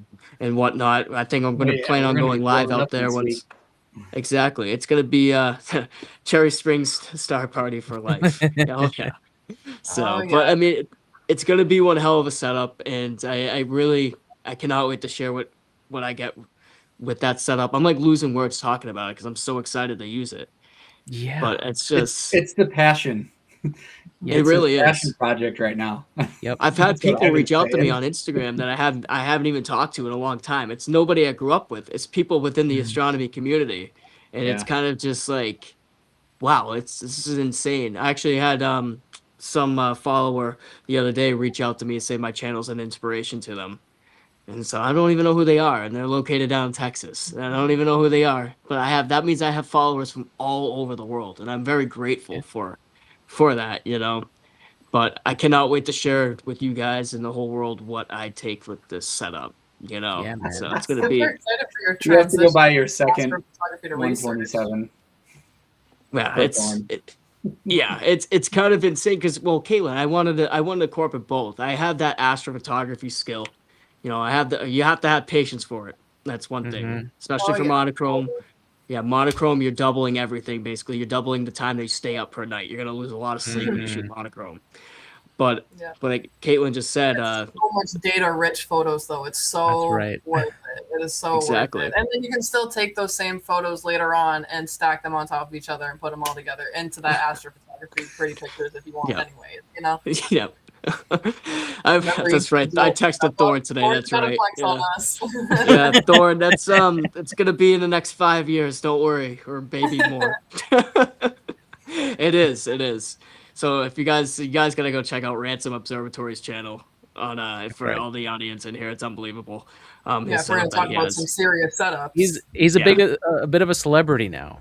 He's He he's is. been on many shows, traveling the Yep. world to take pictures of the stars. Yeah, he's a big show Yeah, now. and Starport Australis dream. U.S. ambassador now too. That's what he is. It's insane. So, but no, guys, I cannot Same. wait to share with you guys what I get with this thing. It's going to be very very unique. I'm actually gonna, Kayla, I'm gonna teach you how to use this thing because astrophysics research. So Yeah, it's a I'm smaller, super yeah, excited. yeah. We'll talk more about that because it's a smaller program, and I don't want to get into the technical details live because it's just a mini PC, but it's nothing like the programs that we used at Bridgewater. Eventually, we'll get to that point. I just don't want to leave a friggin' laptop outside anymore. Mhm. Fair enough. So, but yeah, I cannot wait to show you guys what I get. It's gonna be absolutely amazing. So it's actually He has me. an It's my assistant personal now. assistant. But So so if there's one thing that I can share as feedback after I've been doing this for 12 years now, um, people really enjoy listening to people who are passionate about a topic, and like I've had so many people who have literally no idea what I'm talking about that just love the way that I talk about it. So it's what I loved seeing from you guys is like growth in your own channels and your own stuff online after coming on live. Like that was such a for me that was such a cool thing because like it's just getting a little bit of confidence and another opportunity to just kind of like go further on this. I'm passionate about this, and all of us here are about yeah, our own stuff. Space definitely, but our own unique experiences and takes on things. Um, so don't ever let like the nicheness of your topic like limit you from putting stuff out there because you literally have Absolutely. no idea who's Yeah. gonna yeah. catch it, and it's wild. I mean, And even if they Alex. don't know what you're talking about, they love the passion. The amount of comments I get on like my videos on quantum mechanics or anything that they have Yeah. no idea what I'm talking. I have no idea what Yeah. you're talking about, but I can More listen to you talk passion. about this all day. 'It's 100%. perfect because look at the amount of look at like the community that we built. Like, oh, Alex, I took over your Artemis 2 podcast because you couldn't make it, But What? if you look at the whole thing, it's the whole Yeah. community that we kind of built. Like, I went on my first podcast with you back in 2024. I was nervous Yeah. as hell. I didn't know what to do. It was my first podcast. My account was basically dead in the water. And then once I got on your podcast, it kind of like inspired me just to go back into the hobby. Obviously, just total Yeah. solar eclipse, like an unbelievable event. Even I Oof. witnessed it That was with a good Matt and primer. Thorn. Yeah. Yeah, but That's I mean, great. just hopping into that, and then basically we've been chatting ever since. It's kind of it's insane, you know. And then Yeah. meeting Matt last year, I've known Caitlin for how long? Caitlin, like 6, maybe 7 years, a long time. It started over in 2021 at the Oh observatory. So yeah, yeah, that's Wow. insane, isn't it? right when I Yeah, That's started over crazy. there. yeah. So it's kind of insane. Like, look at the community now, and so it's like, is Absolutely. it? If I can relate this to the Artemis, like it's kind of just like one of those community building things. It's kind of just like like it's niche. It's neat. That word that Alex just used. I can't even say it because, wow. But it's Well, it's pretty damn amazing. it's an honor to have helped in that regard. I was speaking into the black void of the internet for a long time. And not a lot of people in my life really get what I'm doing, Mhm. but dude, when we met and your passion for it and like that I there's not a lot of people that I would let the reins to on this podcast, but I knew from your passion. I didn't even know Caitlin and Matt were coming on. I just said, "Hey man, I trust you. I know you have a passion You for did? this." I Yeah. literally was just Yeah. like sitting there going, "Oh my god, I have a wedding to go to. I'm going to miss the splashdown." And my typical thing would have been to freak out and try to find a way to do both. I would have just left it on and had the seat empty and stuff like that. But because we had talked so much and I knew your passion, I was just like, let me Yep. hit up the chat and see like if any of those guys can do it. And you took the reins. So like Thank you for it's a trusting huge us. yeah, man. It was so good. I was so happy with how it turned out, and I think you guys did an amazing job again to tie it Thank off you. with a bow. That But was my yeah, first time on any podcast ever in my That's whole right. life. That was his first time, Alex. I totally forgot to tell you Wow. that. No idea. Yeah. Wow. So Live because Matt too. I was he just kept like, calling me. like, well, we'll see how this goes. Yeah. That's amazing. So Yeah. I'm so happy. this It's community's funny, just I getting had bigger for trivia. us. I put some trivia questions together we didn't even get to because it was just like, Yeah, we were that's just right. sitting You there like, did. Yeah. this is crazy. Yeah. The It's whole like time, tonight the too, but reaction like of us, like, what's going on? Like, I know, we're like, yeah. on the edge of my seat. There was one point where I was watching it back, and I'm literally like I know. waiting to see what But happens. that made I'm me like, so happy like my because nails. oh my god. Because there was a few things I didn't get to watch though. I still haven't watched the entire thing, but I skipped through when I had time to just to see how you guys did, and just seeing like the different the different seat angles, and like I would go to a certain point of like, oh, this something happened. Let me look here. Everyone's like positioned a certain way. It was just like Yeah, it's I like mean, it all of us reminded like me. this. Yeah, yeah. Like, It reminded me of like the early days of doing this, where it was just like pure excitement, and just mhm. like yeah, it was everything I could have ever wanted for that to have happened. And then you guys had a great time, which is just blows me away and is awesome. So Yeah. it was my And I honor. It love was this little crew that we're all building here. If Deborah's still in the chat, one of our viewers right Yes. now had followed me earlier today and reached out to me just because Instagram shows you, oh, followed by this person, shows you the mutuals. And it was all you guys. And she was like, hey, we're all in the same circles. Let's follow each other. I just talked to her for the first time, a few different DMs, and she says hi in the chat. Like it's great a way to like just meet everybody and build a 100%. circle of people who get us. You know what I mean? Like you said, like not a lot of people that I talk to on a day-to-day basis want to even like hear me talk again about like the same spiel of space and physics and science. You know what I mean? Like, Mhm. and with a group like this, we can talk about it all day. You know what Yeah. I mean? We're never gonna get tired of it. the main thing 100%. too is to inspire others to do what we do. Like that's one of Yep. the main goals I've always thought. Yep. I've always thought of it. Like Alex said about an hour ago, it's more just like the Artemis program is to inspire others too. It's inspire, unify, and so it's pretty Yeah. cool how we can actually unify this little group that we have here and expand out. Because there's so many, like we have an astrophotography group now. Now we have Star Talkers and Space Talkers group. And it's like Alex, Space Talkers, it's just it's wild. We do have to It's get those great. guys back together though. We do. That's for damn We sure. do. If Matt and Thorne are still in the Matt's chat. got to figure out his schedule. All right. Yeah, So he does. He come does. on, Matt. Yeah, yeah, Matt. We were supposed to I do love you, this. Matt. I love you. Yeah. Love you too, Matt. But Matt, we were supposed to Not do this me. like 3 months ago. No, Stricker. So Yeah. I think we had a podcast ready to go for believe it or not, guys. We had a podcast ready to go. I think it was Space Talkers reunion. Yes. But it was the total solar eclipse one back in back in April, and Matt last second changement. It was life okay. happens, Hey, it and happens, with live stuff.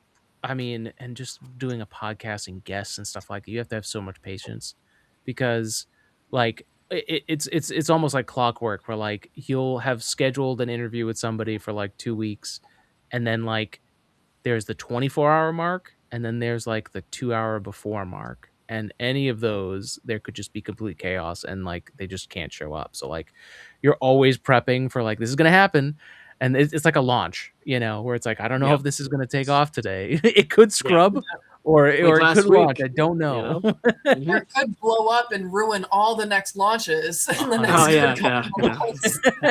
Please no.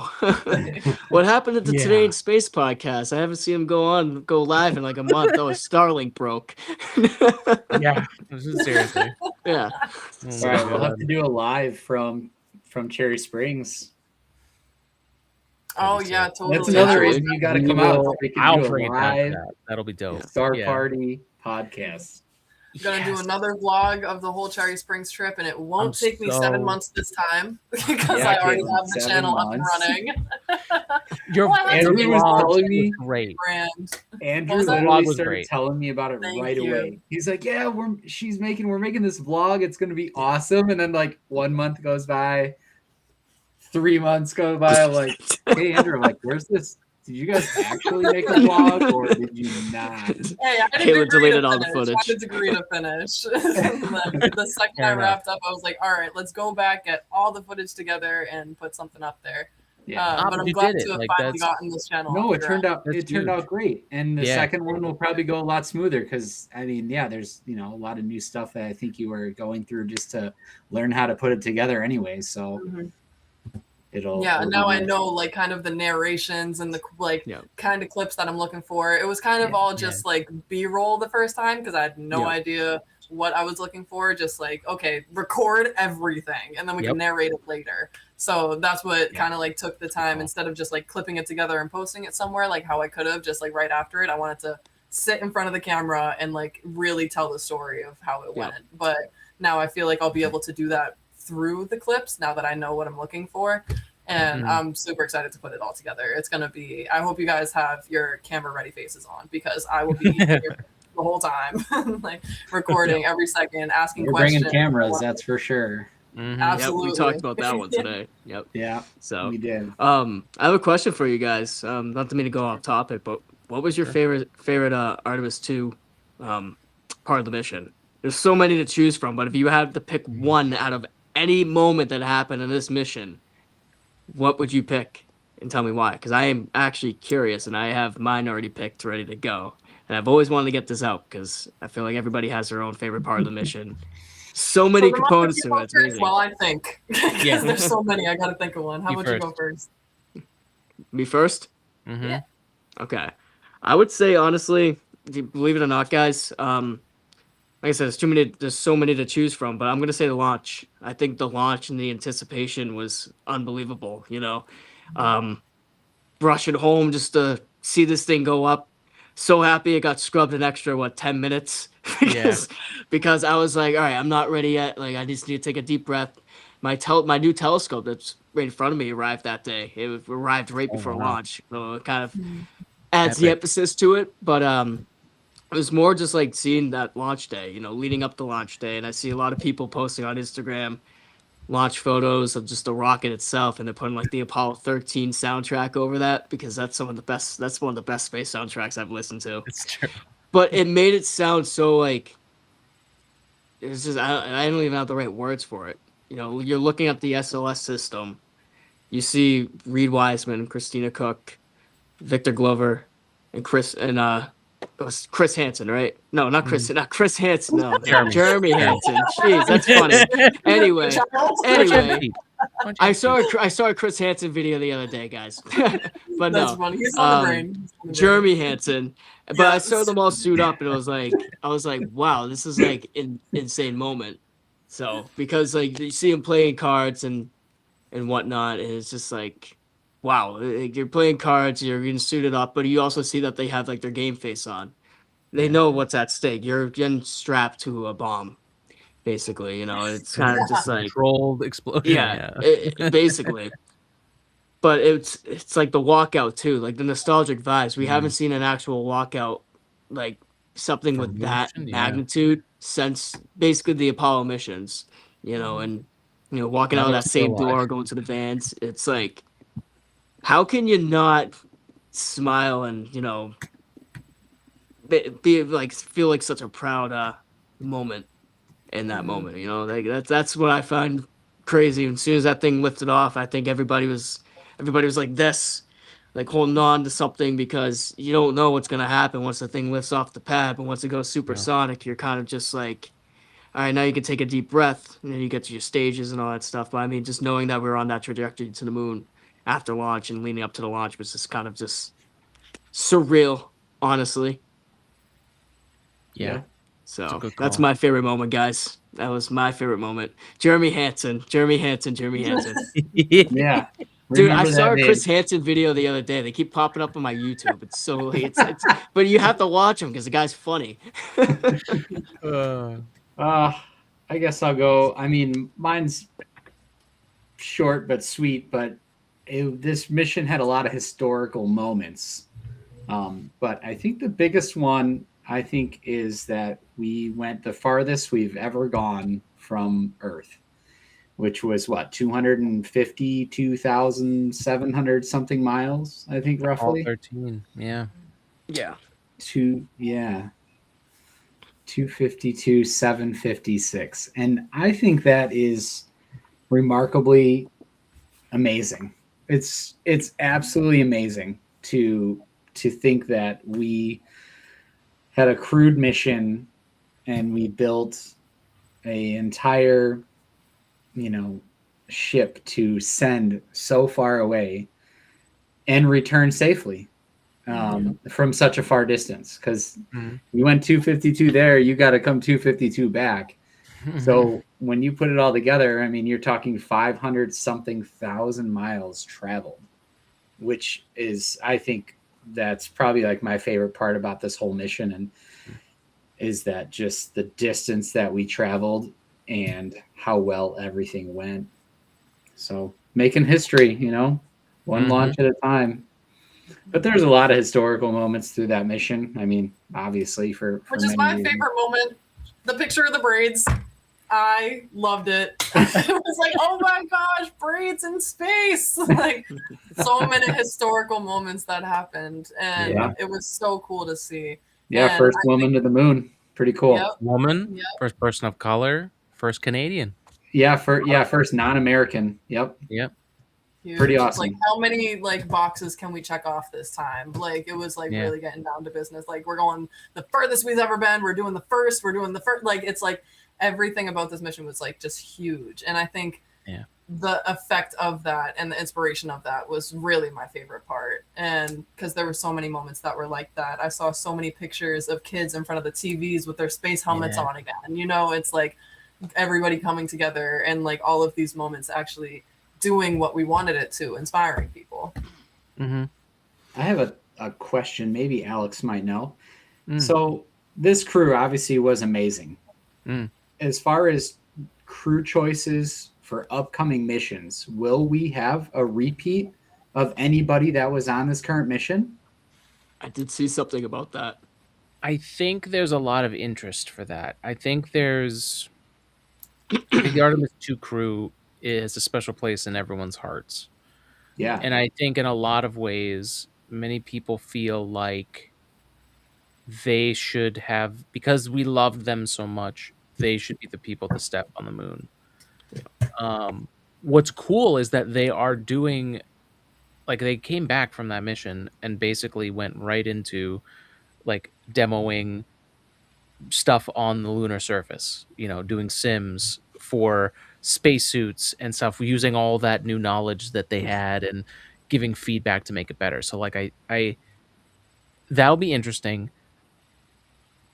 We have a really big astronaut corps, so I don't think it's good for morale to put the same astronauts from, but that's my perspective. Yeah, I'd just be curious, even if it's just one, I'd be very curious if we see any of them repeat in a future Artemis mission, I guess. I mean, I don't know how many they plan to have, but what do they have, like 5 on the books roughly, or tentative?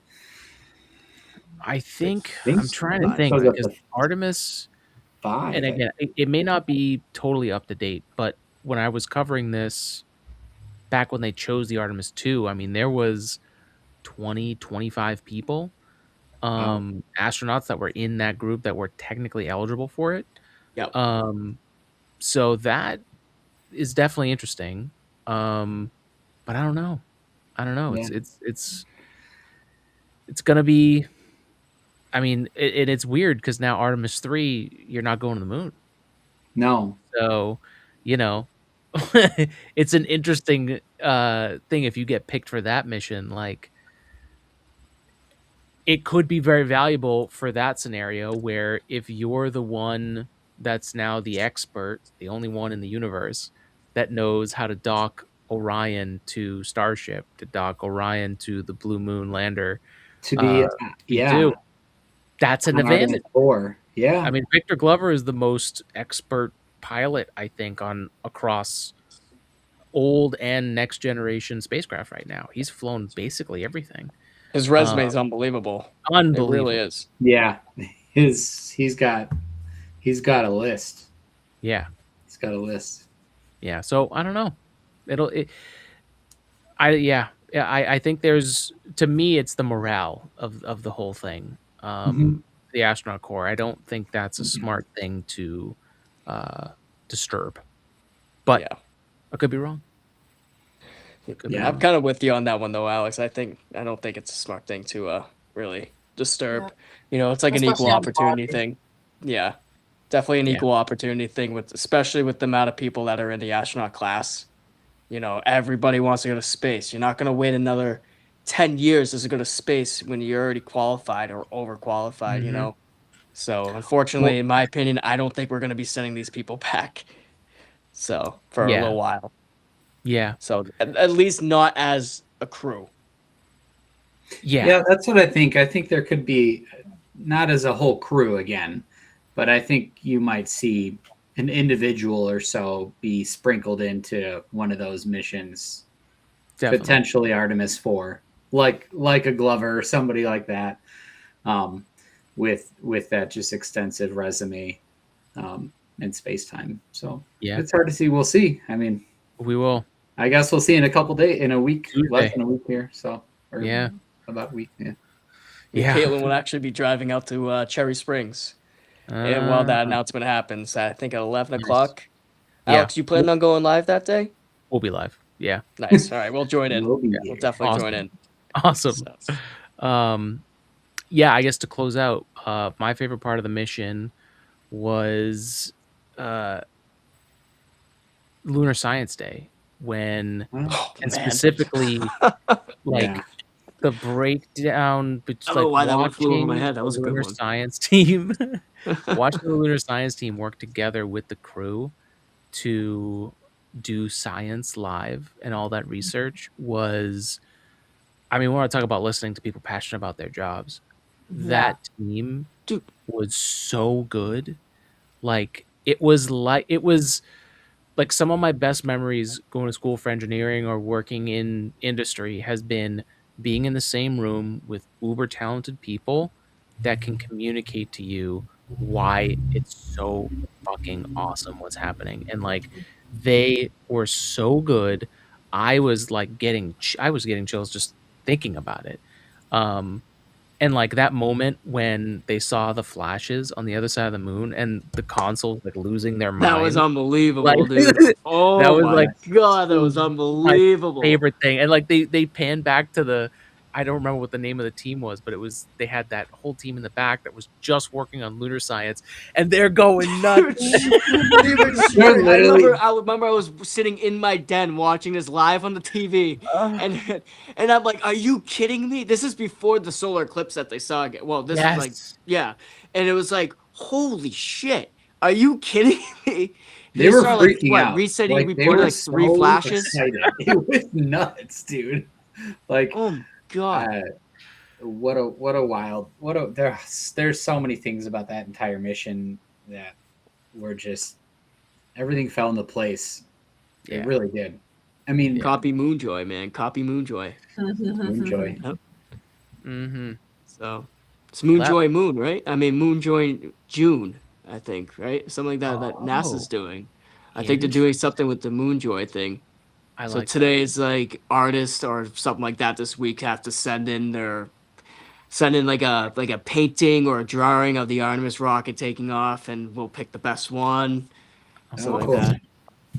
So. Like, I'm starting now. How much is the price? But Alex, man, that was a great moment you brought up though, because that moment, the science alone has never seen anything like that. Yeah. And it's just, now that you get to see it in person, it just also goes to show that now that we're getting our development ready for our moon base, now that we're getting our development ready to, permanently be there, it's more of that we need to know about this stuff, because you don't want to go to the moon just to have your moon base destroyed by a meteoroid just because you just didn't know where the hell it was going to be coming from. So these flashes are very important. Yeah, we can't even stop them from hitting Earth. How the hell? I know at Cape Cod Bay the other day. I know. Yeah. That was great. Did you feel that? I did. 2 sonic booms hit the house. I heard it. Yeah.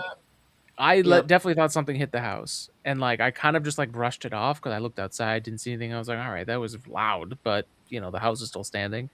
And then I got a text next door from my dad, and then uh like another minute later, I got a message from a friend in Alston. He's like, "Did you hear that?" I was like, if you felt that, that's not good." Um, Yeah.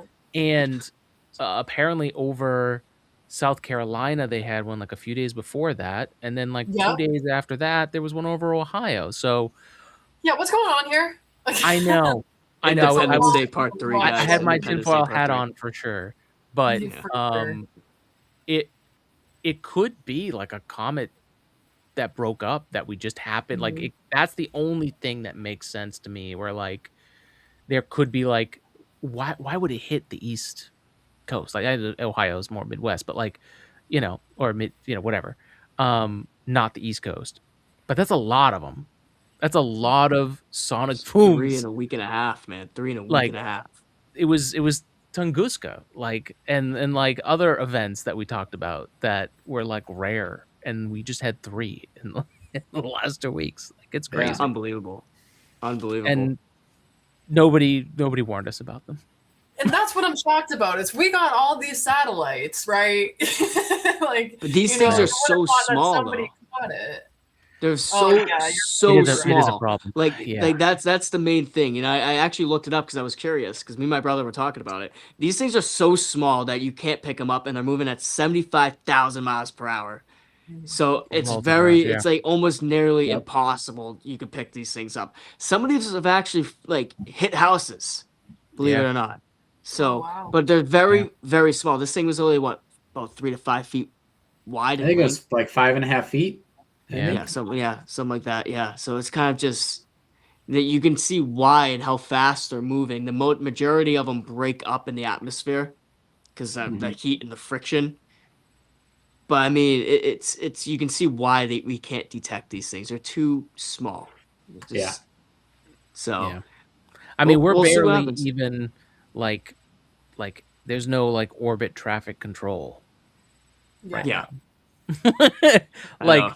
there's It's like Massachusetts there's traffic in orbit right now. our It's own ridiculous. space junk we can barely keep track of. Yeah. Like what's interesting is I guess Starlink has cameras on the top of them that are actually looking above in space. So Ah, it's like the first time we're publicly getting video of like satellites that are not being tracked, like going on above. Like it's again just going back to like how new everything is in the space world.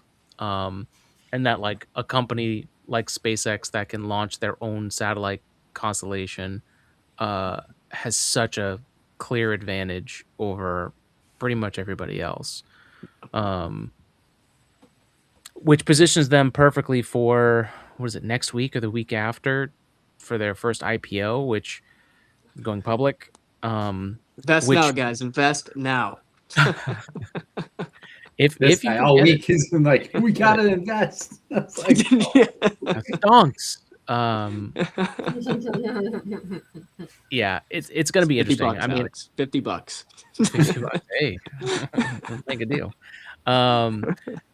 No, I've got a lot of friends that work at SpaceX that are gonna have a very good cash day for themselves. So I'm happy for them. But yeah, we'll see what happens with all of that.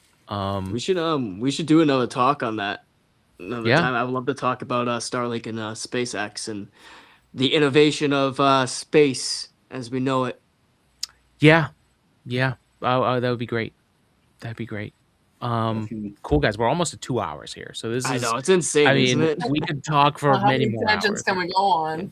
Yeah, I know. We hit all Yeah. the topics tonight. Yeah. We actually have special guests tonight, guys. Yes. Yes. We're doing a telethon. Actually, we're raising money. We're doing a 24-hour Raising money. telethon leading up to Cherry Please- Springs. So we have to please be call live in. tomorrow. Taking next her night. first Call in caller with your- as we speak.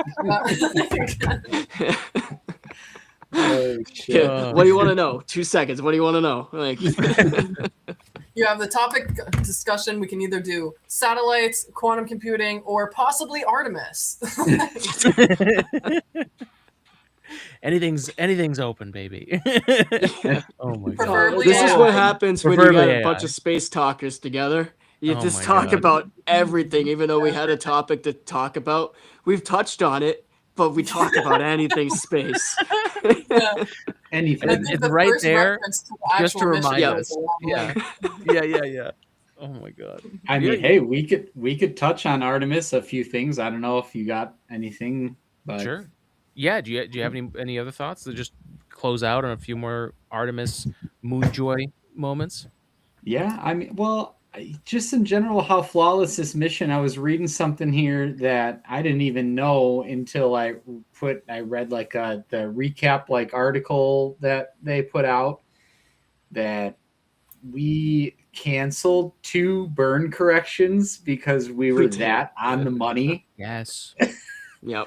Like, did. you want to talk about navigation and GPS and satellites and stuff. We were so dead on that we canceled corrections that our computers, we calculated we would need these corrections and we didn't. Yeah. Which is, it goes to prove, how well, everything was put together for it to just be that on the button. You can only hope that'll follow on the rest of these missions. Definitely. I think Yeah. this one went so good that Yeah. the expectations for now the upcoming missions are going to be very high, which The bar is totally high. yeah, I Agreed. hope doesn't compromise anything, overthinking things and stuff like that, just because you're going to try and make it perfect, which we already almost pretty much did, minus the toilet, which is a pretty big problem. But it's first time tech, Listen, first time in humans. Yep. Yep. Yeah, I mean, there was a But lot of new technology. It's so rare to gain Delta V on a mission in space. So that's like there's cream of the crop for a space mission to be that accurate. Yeah, And to your point, one of the things that they've made the decision from above is that they're locking in that Artemis configuration for the consecutive missions. So there's a lot of complexity in, like, I think one of the things that flawed the SLS was basically every time it was going to launch, it was going to be a new version for a long time. They're basically launching a brand new rocket every single time. Because they're trying to expand the capability of it as every time they launched it. Yep. By them not doing that now, then we've got a situation where you're actually doing the same thing over and over. So you can actually lock in a stable process. You can lock in process controls and repeatability, which is not something that NASA has had a lot of in a while. So that's promising, at least. Yeah. Very much. Mm-hmm. It was a great question. So Yeah. But yeah, Artemis 2, guys, that was unbelievable.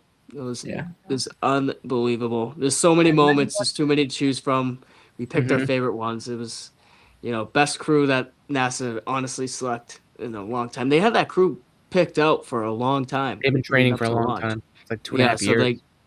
Like going back to what Caitlin said about an hour ago was, you have to be mentally prepared to basically love each other, that you don't lose your mind on each other if somebody's taking so long in the freaking bathroom, so it's kind of making just that like sound every time he chews. You got to be comfortable too, because it sounded like with all the toilet issues, there could have been like, yo, I might need a hand in here. And you got to be prepared for Dude, that. I didn't think of that one. Yeah. Well, think about it though. Obviously, there were issues. I mean, you're gonna tell me somebody was in there and they're just like, "All right, I'll just be in here by myself and solve this." Like, this is why they don't, Yeah. I'm sure there were some give you details a left onboard out plunger. on that situation for sure. Yeah, I'm sure they got to be trained in some extent of first aid and EMTs of it all. You know what I mean? It's just them four up there. Whatever but just in happens, general, like Right. using that bathroom in space, it's no picnic. That's for sure. So it's loud as hell. They gotta put in like get it out AirPods. without gravity. You're stuck to a suction cup, man. You're like sitting on a suction cup, like Yeah. literally. I like how There's- they shampoo and condition their hair though, with the squirting of the water and everything. That's really cool. Yeah, I love that. It's That is funny. like hair in space too. Is just like Yeah. just crazy to see how. I mean, you look like you're underwater basically. Like it's it's really cool. You put the pencil there, it stays. Yeah. Get back to Earth. Did you pencil there, it guys- falls. Did you guys see that when Reed Wiseman came back and obviously they had to do like a whole mission debrief? Yeah. He said that there was one problem, and it happened when I think they were getting ready to go to sleep. Oh, the big noise. That they had an issue. They thought they had a master alarm with the spacecraft. Yeah. So they thought they were losing oxygen. Yeah. Oh So- yeah, I do remember that scare. There was like a cabin pressure thing too, right? But then it was like their suits they like changed and they were drying or something, and it set off like a moisture alarm, and it Yeah. like Vented? changed. Oh, Yeah. dang. Yep. So there was That's like crazy. a master alarm for pressure, but it was like it ended up not being anything. They like figured it out pretty quickly, I guess. But did they ever release like what that sound was? Did anybody put anything together what that was? I never heard I anything. haven't heard anything. Yeah. Aliens. Definitely alien. Yeah. Somebody I- knocking on the outside, like, yo, Anything pick in me there? up. Is this a hitchhiker out there? Yeah, let me in. Let me in. It's cold out here. Oh my gosh. Oh. Oh my god. No, it Looking was forward to the future missions. definitely. 100%. Definitely. I do think there's still a chance that next year happens for Artemis 3. It's going to be at least the summer before I think that's going to happen. And for a lot of reasons. Obviously the lunar missions and getting Blue Origin back up and running, which is going to delay their development of the Blue Moon lander, and Starship still needs to fuel in orbit. Until it fuels in orbit, it's not viable yet. You know, Very crucial. Very, Yeah. very crucial. yeah. But there, and you mentioned this earlier, Andrew. Like, you know, it was a space race, a commercial space race that seemed, fun, and the commercial crew program was a race, with American teams. But like, we're all, and I say we, I use that a lot on the podcast because I do want everyone to understand it's our space program. Everyone is working on the American space program now. Like, so the things that happened with Blue Origin, it was like Andrew said, very nice to see the camaraderie in that. And I heard a lot of SpaceX employees who saw that happen, who were on the coast, were reminiscing about when it happened to them. And I hope that they reached out to their, Blue Origin colleagues, and a lot of them have mixed and crossed over and worked at one at this point. So I do hope we start seeing a lot more of that, because I think it's what the Artemis 2 crew did for all of us to show what teamwork is and what community is.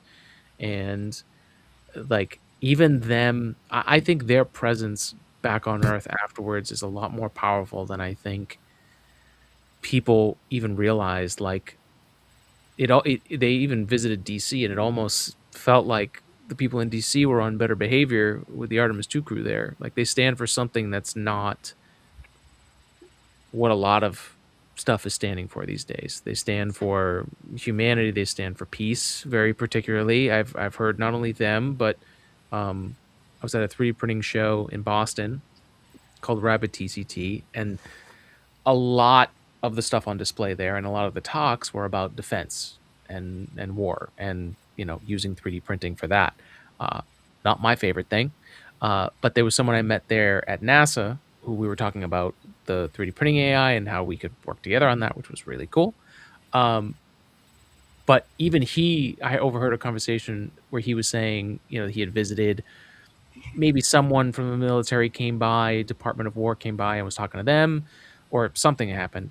But his point was like NASA's a peace organization, and I think it's a testament to the Artemis 2 crew that person had the confidence to say that so boldly in a time where everything is going into those kind of resources that are not peace. So Yeah, they've I been very culturally, vocal about their social stances on this. yeah, and I think culturally that's really important. If we look at the first space conundrum, culture was a big aspect. The people were a big aspect of how the space program turned. I mean, NASA, Yeah. in a lot of ways, changed a lot of their own internal behaviors because of the culture. So I do think that play long term here is something to look for. I think it is a cycle that's going to repeat itself. It is repeating itself. And I think the interest we saw by the splashdown is an indicator that the Artemis missions are a lot more culturally relevant to humanity than any of us would have expected or hoped for. So I think we've got a really cool next 5 years to follow Wish- along on this and see where it goes. Wish more Yep. people paid attention to it. We'll get there. That's all. You We'll get guys, there. you guys have leveled up majorly since the Artemis mission. I'll continue to do so, and we'll all keep getting better so that by the time Artemis 3 rolls around, we'll be better. And by Artemis 4, when we land on the moon, we're gonna have some serious momentum. So Yep. It's like I a was one of- symbiotic relationship. We're boosting like their visibility, and then also we get content. You know, like Yes, we have exactly. plenty of stuff to talk about, plenty of stuff that people want to Yeah. see. You know, it's like we feed off each other. It's good. There's a lot of good things coming. That's Alex, it. what are the chances that we might be able to get down to KSC for Oh man, a podcast on the grounds? that would be amazing. We need to figure that out because that would be awesome. Nothing's 'cause I better mean, I than think- I would totally Yeah. travel to Yeah. go see one of these. I That's think Cool. that we can. I would All definitely right. travel to see one of all those. right. I'd I hop in think the if we car keep and doing the podcast, Let's man, do you it. keep Alright, so we're killing it all with on the board? podcast, we'll be golden. Hell We're yeah. I think going. if you keep it up and you have more of the Artemis talk, you have guests like us, you know, somebody eventually is gonna come across this podcast, this show, and they're gonna see like, hey, these guys are awesome. Yep. We need media credentials all over this launch. Yeah. Let's bring in today's space, you know. Mhm. So, but Yep. you're aerospace, so I mean, this would be a freaking dream just to be down there. It'd be like Tim Oh, Dodd yeah. from Everyday Astronaut. You Yes. know? He is one of the best. He really So- is. Hell yeah. But I mean, it'd No, be I'm insane working just on to get those down media there. credentials. You have to apply to each center separately, is what I Oh, found out. man. I mean, it's not that hard. It's just another thing that I Yeah. need to do, and we'll get there. But, yeah, thank you guys so much Yeah. for covering Thank the you, man. splashdown, for coming back on, and for just being your passionate selves. I think all of us need to stick together and continue building. So thank you all for being on once Thank No again. you worries, for man. having Thank you. thank you for having us. So and thank you to Awesome. our audience too. Like, Yes. thank you for sticking with us for 2 hours and 10 minutes. Yeah, who's ever watched from the start till now? Thank you. Yep. We love you. We love you. We do. Couldn't do it Awesome. without viewers. We Mhm. do. All right, So, everybody. yep. Enjoy the rest of your night. As always, stay Good night. curious, spread love, and spread science. And we'll see you on the next episode of Today in Space. Sweet. See ya. Guys. See